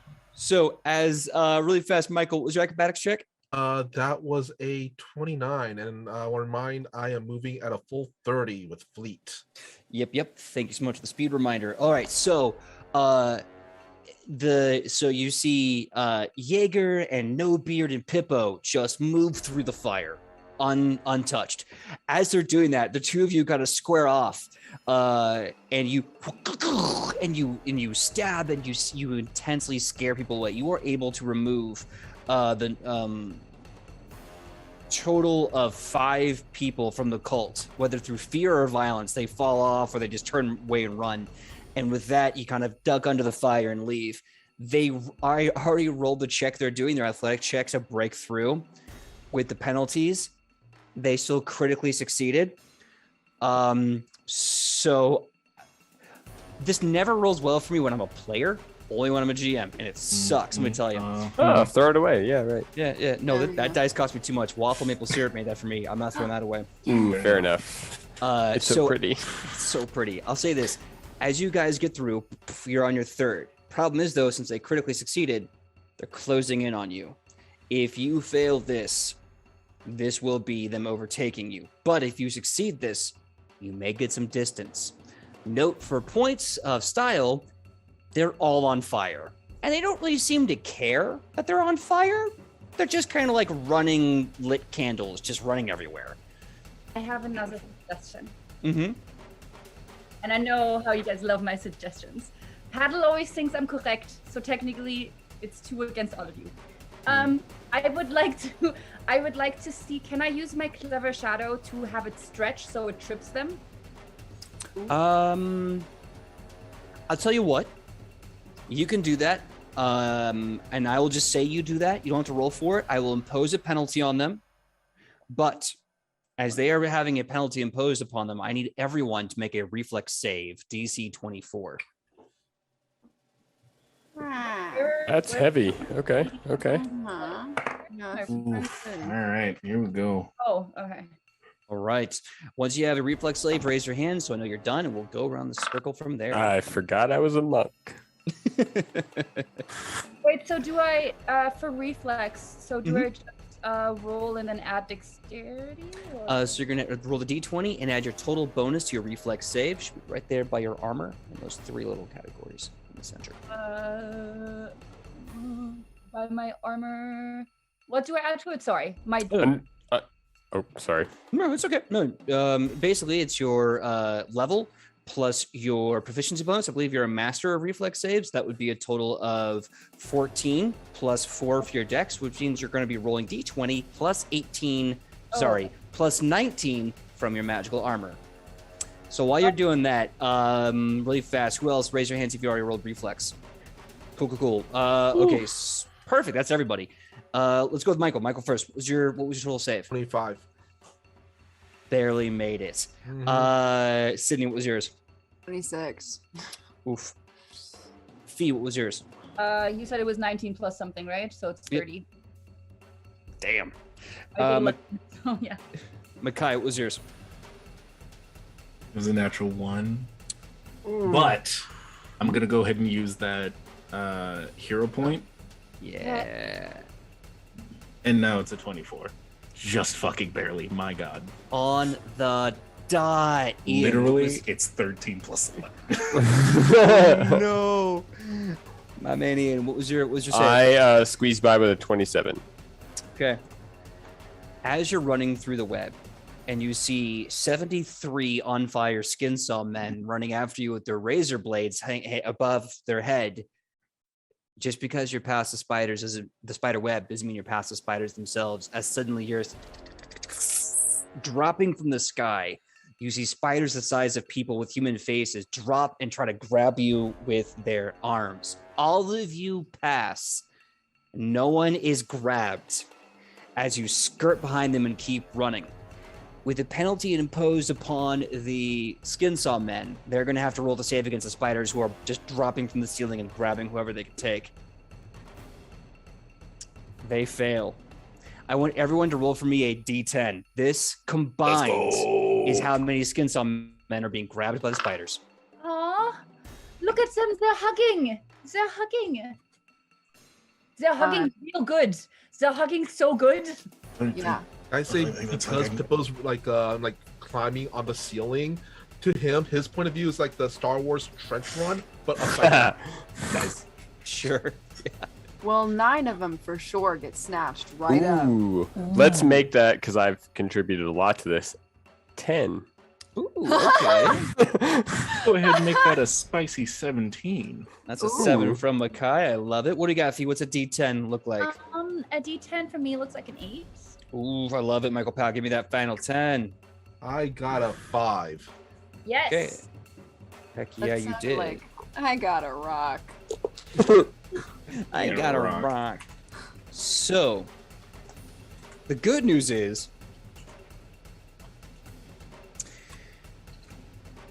30 skin saw men get plucked up to the ceiling by these giant spider monstrosities living under Dunrock Prison. You The mean our bad news- friends? Yeah, acquaintances. The bad news is that there's still about 43 chasing after you. I was expecting 50. We can do this. Let's go. Yeah. Can I also say that 7 under. We're good. EJ, can I also say that the cultists, they're the people in the who are spamming our chat, and the spiders are our banhammers. Sure, you could say that. Now, I need everyone to give me a perception check or an arcana check, as the darkness you're running through seems to move and ripple like water in front of you. Oh, Imagine nothing. I don't imagine nothing. Okay, but like if I have dark vision, wouldn't I see what it is? Great question. Unfortunately, it just looks like the darkness around you is rippling like water. Ooh, Oh, Paddle is that's not nothing. comfortable with that. Not. Hey, What did you say? Deception or? Perception or arcana. DC still 24. religion? Question mark?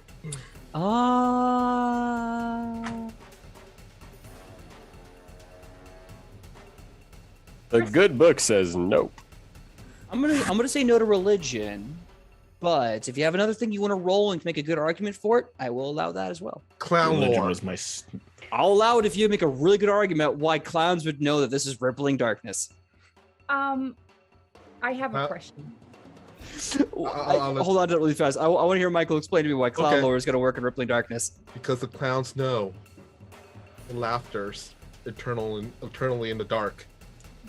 I was hoping that you'd say that. Yes, with the depression that afflicts all clowns and entertainers, I will let you make a clown lore against the rippling darkness. Say nothing but the spirit of Pagliacci. Let's go. Damn it. Yep. But I'm the clown Pagliacci. Fee, what was your question? I wanted to also plead my case, but not as exciting as clown lore, but with stealth, because I am always quite stealthy and I have moved through many darkness things, especially from my heritage, and that's why I should technically know what this is, because I know different types of shadows and darkness. And Actually, yeah, if you weren't a fletchling, I'd say it's a hard buy, but I will buy as a fletchling. Absolutely, you can use stealth for this. So, has everyone else made their roll? Arcana, perception, is Makai? So my question is, Yes.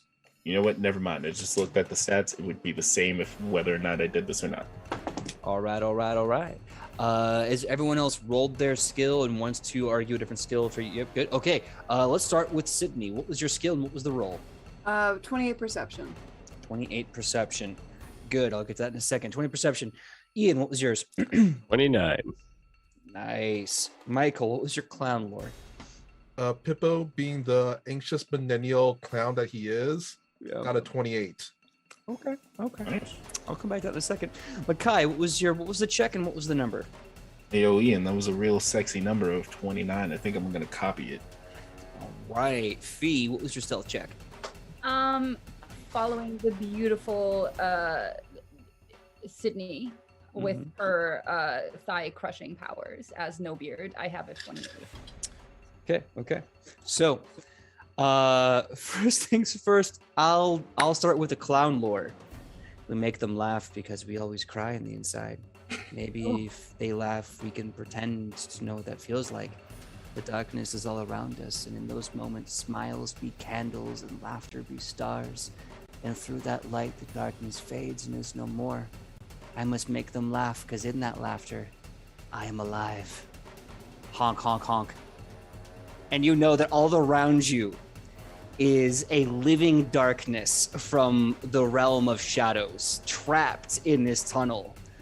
As you know all too well, the darkness, because deep down inside, that is why you must laugh, because you are too tired of crying. Edgy. So edgy, we lost Sydney. No, she's back. She's just hella concerned. A little bit. So, Sydney and Fee, as you're going through the darkness, sure enough, you see what looks like pools and rivers and puddles start to form up out of the water. And it doesn't take long for you to realize those are forming humanoid shapes. That's a big old nope city. You are not sticking around this darkness long enough for these like shadow, like almost like water. But aren't they my friends? They are not your friends. They are not fetchlings. They are absolutely bad time city. Friends? Why are you so against me making friends? I don't understand. Everyone, The same darkness. I'm gonna hand wave. Everyone grabs Fee and pulls her through this darkness. Can I throw you over my shoulder, please? Can I use Sunblade to do anything about this darkness? You've already passed, but if you want to I'll tell you what. If you want to spend the focus point to do that, I will allow that be a penalty on the skin saw men as they go through the darkness. You look so sad, Fee. I'll take it. I'll take it. All right. So -4 as you turn. Describe to me how you use Sunblade with your spear.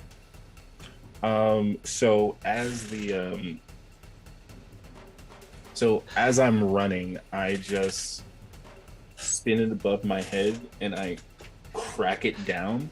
And as the blade makes contact with the ground, there's just a giant spark, which then builds and builds until there's just a bright light and a flash in the middle of this hallway. It kind of lingers, sort of like a bright flash just after an explosion. So you do the strike. The light goes off, and you can see in the split second of light in the darkness, the skin saw men, their eyes wide, and they just kind of, and they cover their eyes in pain, but they can't seem to release that kind of wide-eyed stare. You gave them a -4 to this check. They rolled a die face of 2.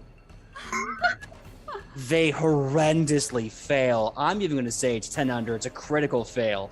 As they're chasing you, they just fall back, all 43 of them, from the bright light and the dark shadows. The dark shadows take another 6 of them as they just, like, you see humanoids come out of the shadow, put like 6 people in like headlocks and rear naked chokes, and then drag them down to the darkness. They are now at 37 left. You get a nice good lead. And it's at this point that this lead is good because you suddenly hit a dead end. Oh. Looking around the dead end, trying to figure out there's got to be a way. This can't be it. We have some distance, but if we don't do anything now, they're going to be upon us and they're going to kill us. You start to notice the dead end is actually a cliff face that leads up. And you need to now ascend, or else they will be on you and they will try to kill you. So you have to figure out how you're going to do this. There's a few recommended skill checks, but if you have anything else you want to do, we can do those too.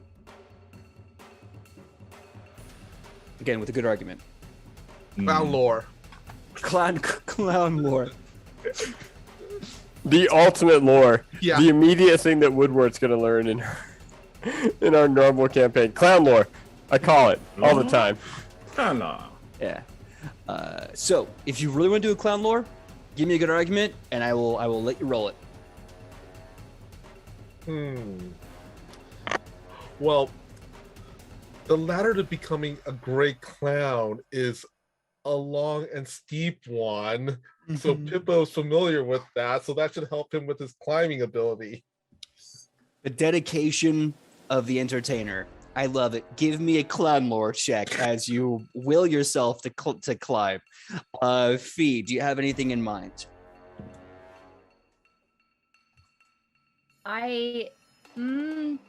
Yeah, actually, I do.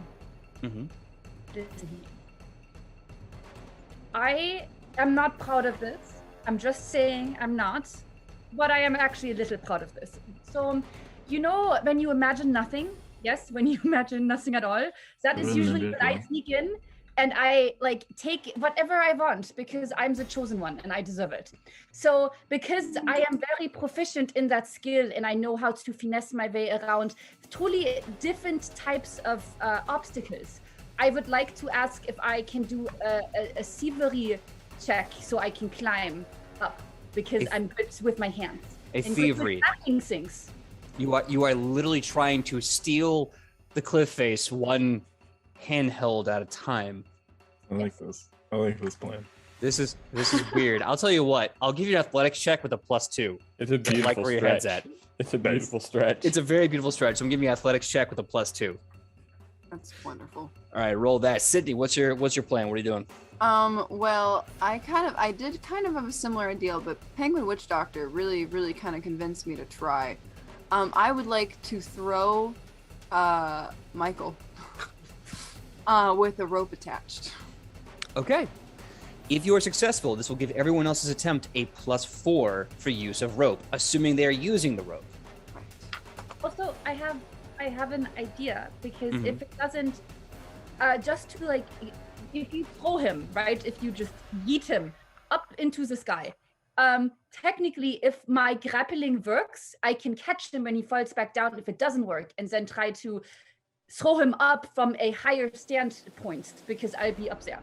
Just say.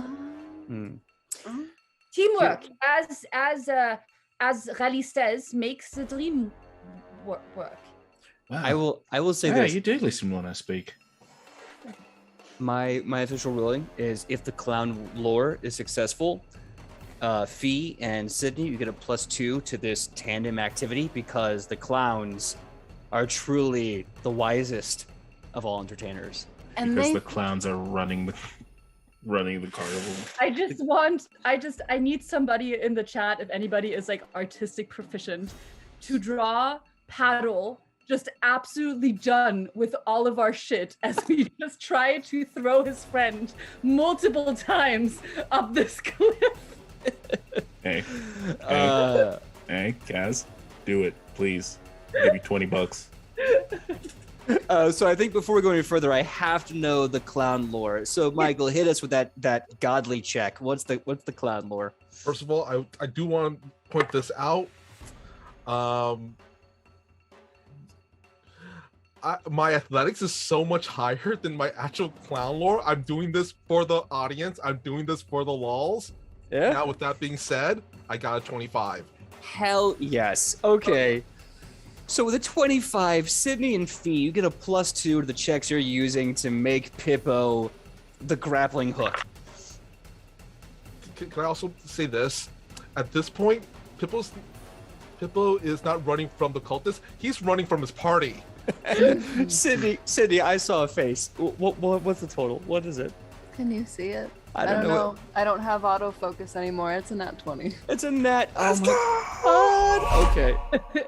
I love how I just imagine No Beard like stringing this rope around Pippo and like pulling him back towards us because he's trying to get away and just being like, "Nah, man, you're here with us now."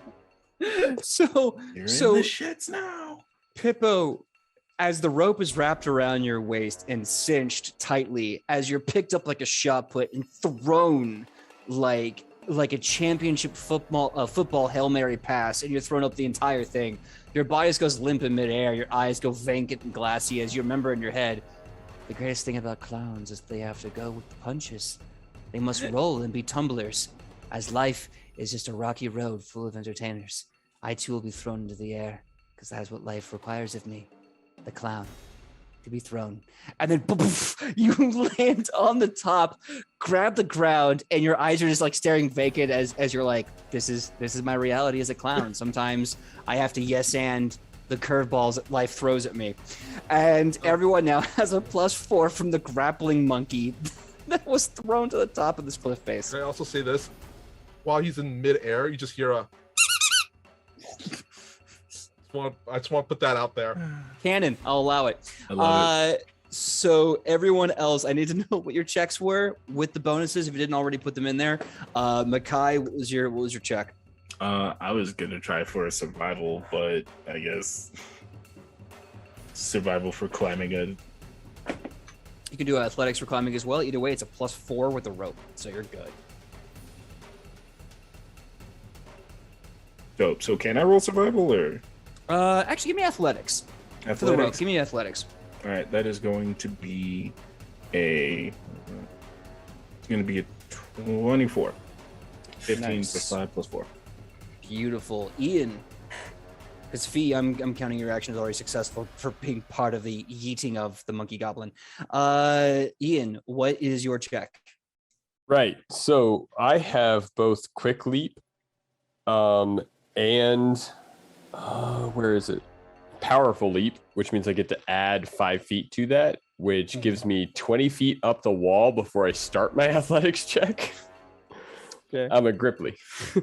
And then my athletics check, that. I'm not going to roll because I have assurance in it, so I get a 26. Yep, you succeed. You literally just jump up, you grab the rope, and by the time you grab the rope, you're already at the lip of the cliff face. So you just I just want to help Pippo. yeah. Nice. That's what I'm up there for. You guys, you all pass stupendously on this fifth thing. Now, the skin saw men definitely rolled well enough. So even though they have like 2 things, they're now like only 1 blip away from you. There's enough distance. You're seeing a few of them kind of scatter and climb over the cliff face awkwardly. They're getting up there. Now, as you're running and running, the darkness of the cave starts to break. And on the horizon, you see this portal of light. It's dim, it's bright orange. You can tell the sun is starting to fade over the horizon. Freedom is just over that ridge. And as you are about to escape, you hear that voice that was commanding the cult in the back shout, "Halt!"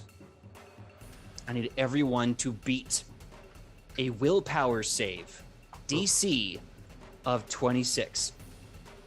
Because you are now under the effect of the command spell to Damn it. halt. Oh, wait, I have hard to fool. I have a feat one side. I have hard to fool. Mhm. And I think You that's said What's the check again? Willpower save, DC, What, 26. What is it? 26? Oh, wow. Oh, great. Need to beat. Mm-hmm. Do I have anything for this before I go rolling my dice all willy? When do you want our answers? I'll tell you what. Why don't you give it to me now? Because I know that Sydney meet to beat it. So what was yours, Ian? I got a 35. 35. Okay. Sorry, I'm like, because I know we discussed feats, and I know that there was one that like made me not as Sure. I believe that was emotional effects, correct? This is not an emotional effects spell. okay. Okay, never mind then. I was being stupid. Okay, and then where would I have to look for willpower? Sorry. So right where the reflex is, it's right next to the reflex. So where reflex save is, go over right next to it. While you're doing that, Michael, what was your Okay, got it. Okay. what was your willpower save? Wisdom is Pippo's only weakness. In fact, he has a negative modifier in it. No. Oh no! I got a 23. Pippo stops dead in his tracks and throws his hands up and then lays prone as he has been commanded to halt, and he does so. Makai, What do I have to beat? you have to beat a willpower DC of 26. Oh. Okay. Mhm. I have a 27. Can I use that? drag Pippo with me? Can I like tug him? Almost. Makai has their turn to save.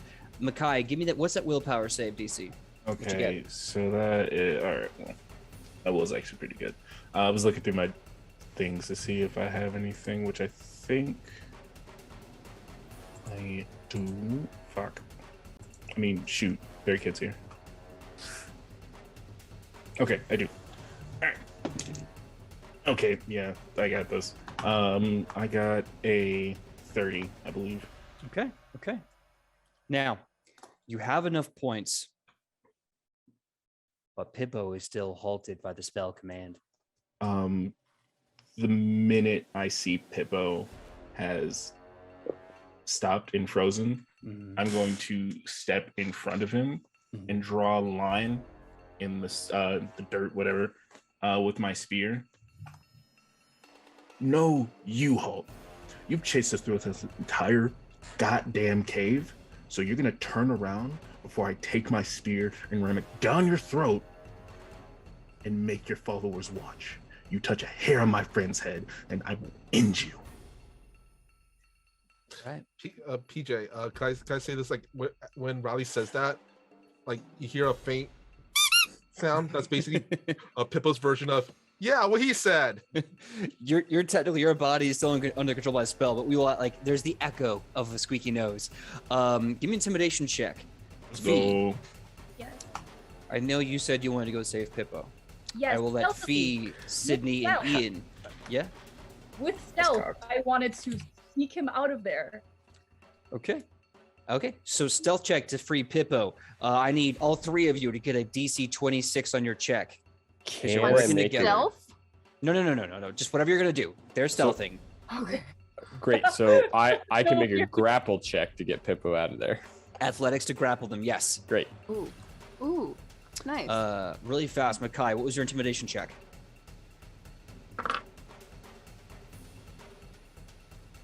Intimidation, there it is. 32. 18 plus 14. Look. Everyone gets +4 to the check to free Pippo, as they're now critically demoralized by the intimidation check. Oh. A +4? A +4, good sir. And Sydney, what was your check to free Pippo as well? Okay, here's the thing. Oh. I have a really good athletics and acrobatics bonus. +4. Also really good. But here's the problem. Oh no. Is that does all of it go away? Because I rolled a nat 1. It does. It all goes away. I'll say this. If by some crazy miracle, do you have a hero point left? No, I used it already. You spent both of yours? Because I think you got a 1. No, I did. I used them both. Okay. So if by some crazy miracle your critical fail of 1 with all the bonuses added up still equals a 26, I don't believe it would, but if it does, I will count it. Does it? It does not. Okay. So the two of you sneak up. Darkness envelops Pippo as through the darkness, a little Gripply grabs them and starts to run. Meanwhile, the fighter tries to help out. What was your check again? Sydney, what was your check that you were using that critically failed? I'll just go with acrobatics. Acrobatics. Meanwhile, the fighter, who's got thighs to keep them alive, does a nice, awesome handspring, lands horribly, and crashes on the two of you. You are stunned 1 as the 37 get closer and closer. You are almost at freedom as the glistening golden portal to freedom is just behind you. But Pippo is now compromised. Curses, my thighs were too strong. I'm assuming this wouldn't count as grabbed or grappled. All three of them, they're all prone, but Pippo is grappled by Paddle. You are not.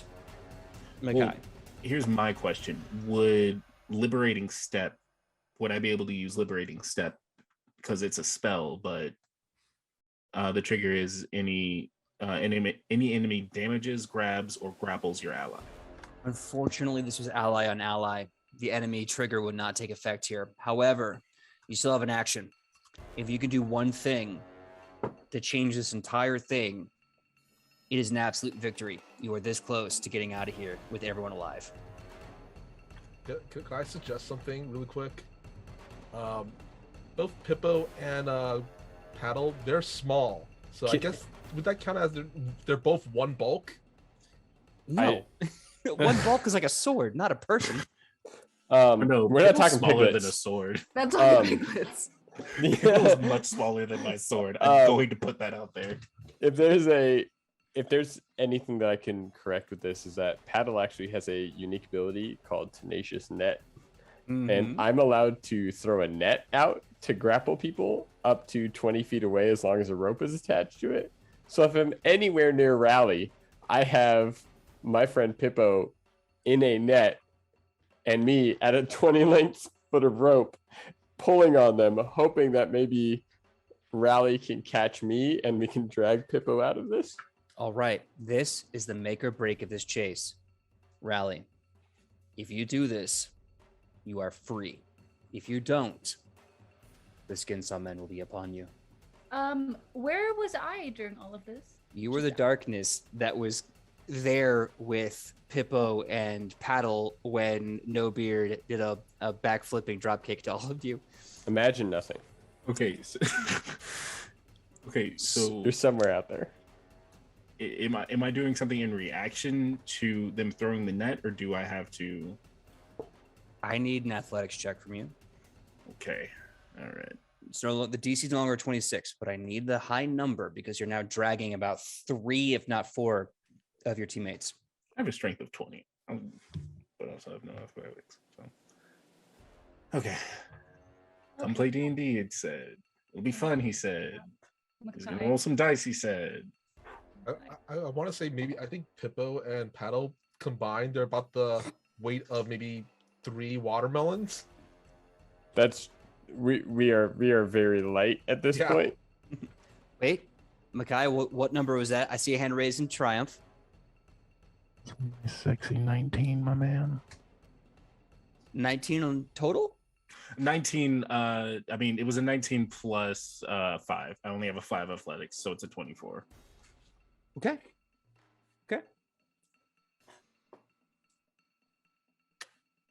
Come on. Oh no, Call not it. waffle. Call it. Waffle. Heads or tails, call it. Let's go with heads. We've had to put our heads together this entire time. Mm.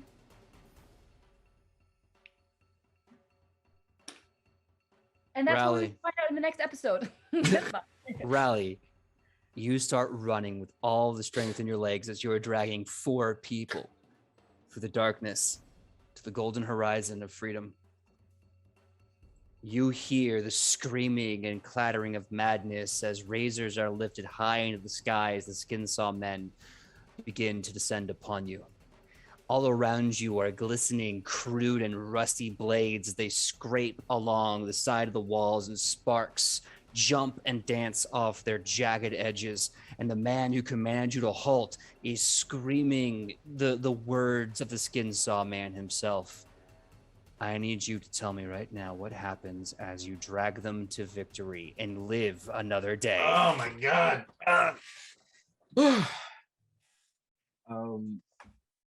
Seeing that this army is still advancing,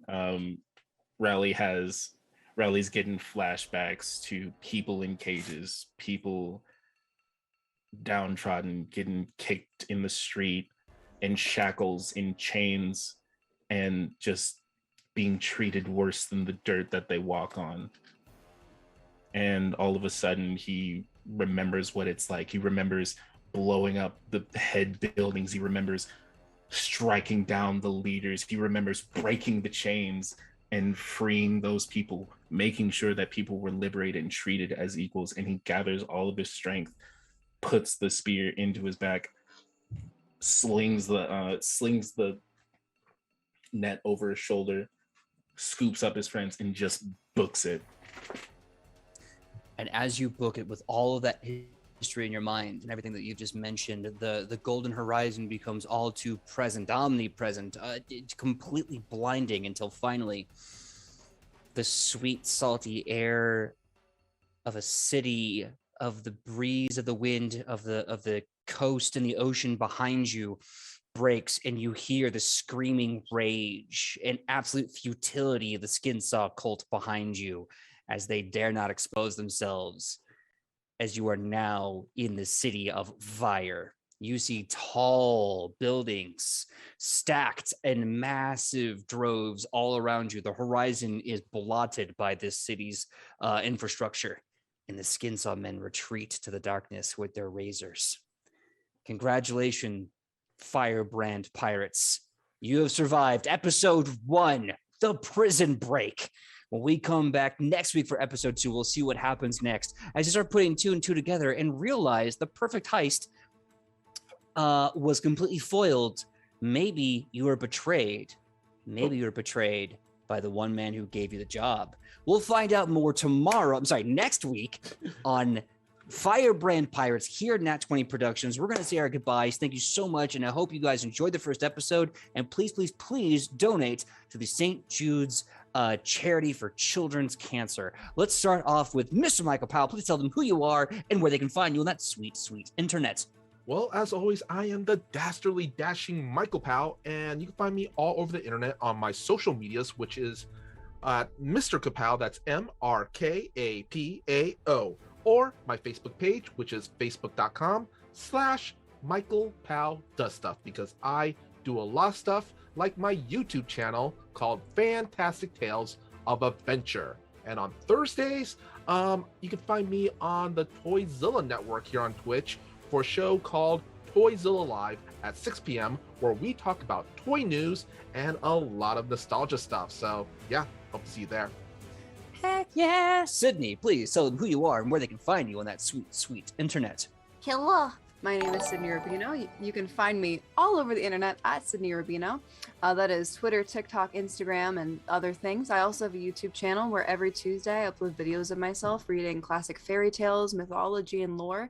And then afterwards, we discuss the morals of those said stories. So if you like being read to, or you like critically thinking about stories and morals, you can go follow me on there.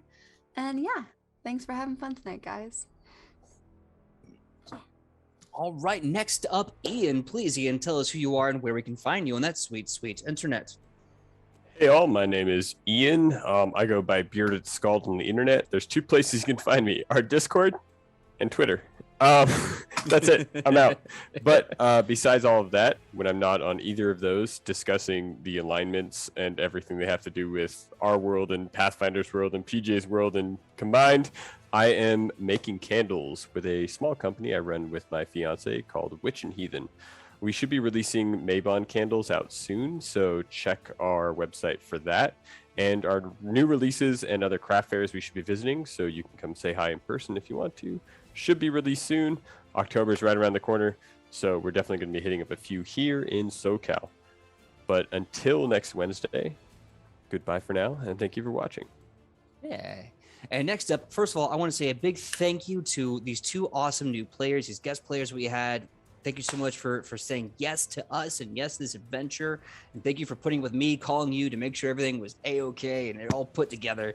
And I cannot wait for the rest of this month. It's going to be so crazy. I want to start off with Fee. Please, Fee, tell us who you are and where we can find you on that sweet, sweet internet. Of course. Hi, guys. I am Fee. I do not always talk in a German accent. I am a cosplayer and geek extraordinaire, I would say. You can find me on Twitter, Instagram, and TikTok under Finnemin. Sometimes there's a dot in between Finn and a min. So finagle that out, but I believe in all of you guys, and thank you so much for having me and for welcoming me to the Pathfinder world, and for everybody for being so amazing. And yeah, I am so excited for next week. Oh my god. Heck yeah. And of course, Magai, please tell us who you are and where we can find you on that sweet, sweet internet. Hi, hello, it's me, Raleigh Mackay. It was lovely playing with you all today. You can find me on Twitter at wannabe_VA. But I'm gonna break it to you. I don't really do much. I have absolutely no content out. I don't really do much, but I'm working on some things, so I'll have some things out for you soon. So in the meantime, instead of supporting me, I want you to find any local artist, anyone you can find, and support them. For this next week, support them, share their links, whoever you got in your corner, show them that love, because I got nothing for you. I'm sure whatever they're working on is just as cool. So power to y'all. Excellent. I guess last but not least is little old me. My name is PJ McGaw. You can find me all over the internet at pj.mcgaw, Facebook, Instagram, TikTok, Twitter. Come find me, come friend me, and let's have fun. When I'm not here with these absolute legends and these two new guests that I've known for a long time and I absolutely adore. Thank you guys so much again for coming out, and I cannot wait for next week. You can find me here Tuesdays with Michael, 3:30 to 5:30 p.m. for At the Table, where we discuss all things related to Paizo and TTRPG. You can also find me this Saturday on twitch.tv/Blackness and Dragons, as we are setting off to do a Muppets D&D campaign to make sure that underprivileged youth and inner city youth are getting lunches during school. So if you love charity games, come in, tune in, and watch me play Kermit the Cleric as it's time to put on makeup and it's time to cure the wounds. And I'm looking forward to it. This Saturday, noon PST. And come in and support the cause. And then I'll see you here, same that time, same that channel, not only for Tuesday's game, but also the part 2 of the Firebrand Pirates, the Fire of Life.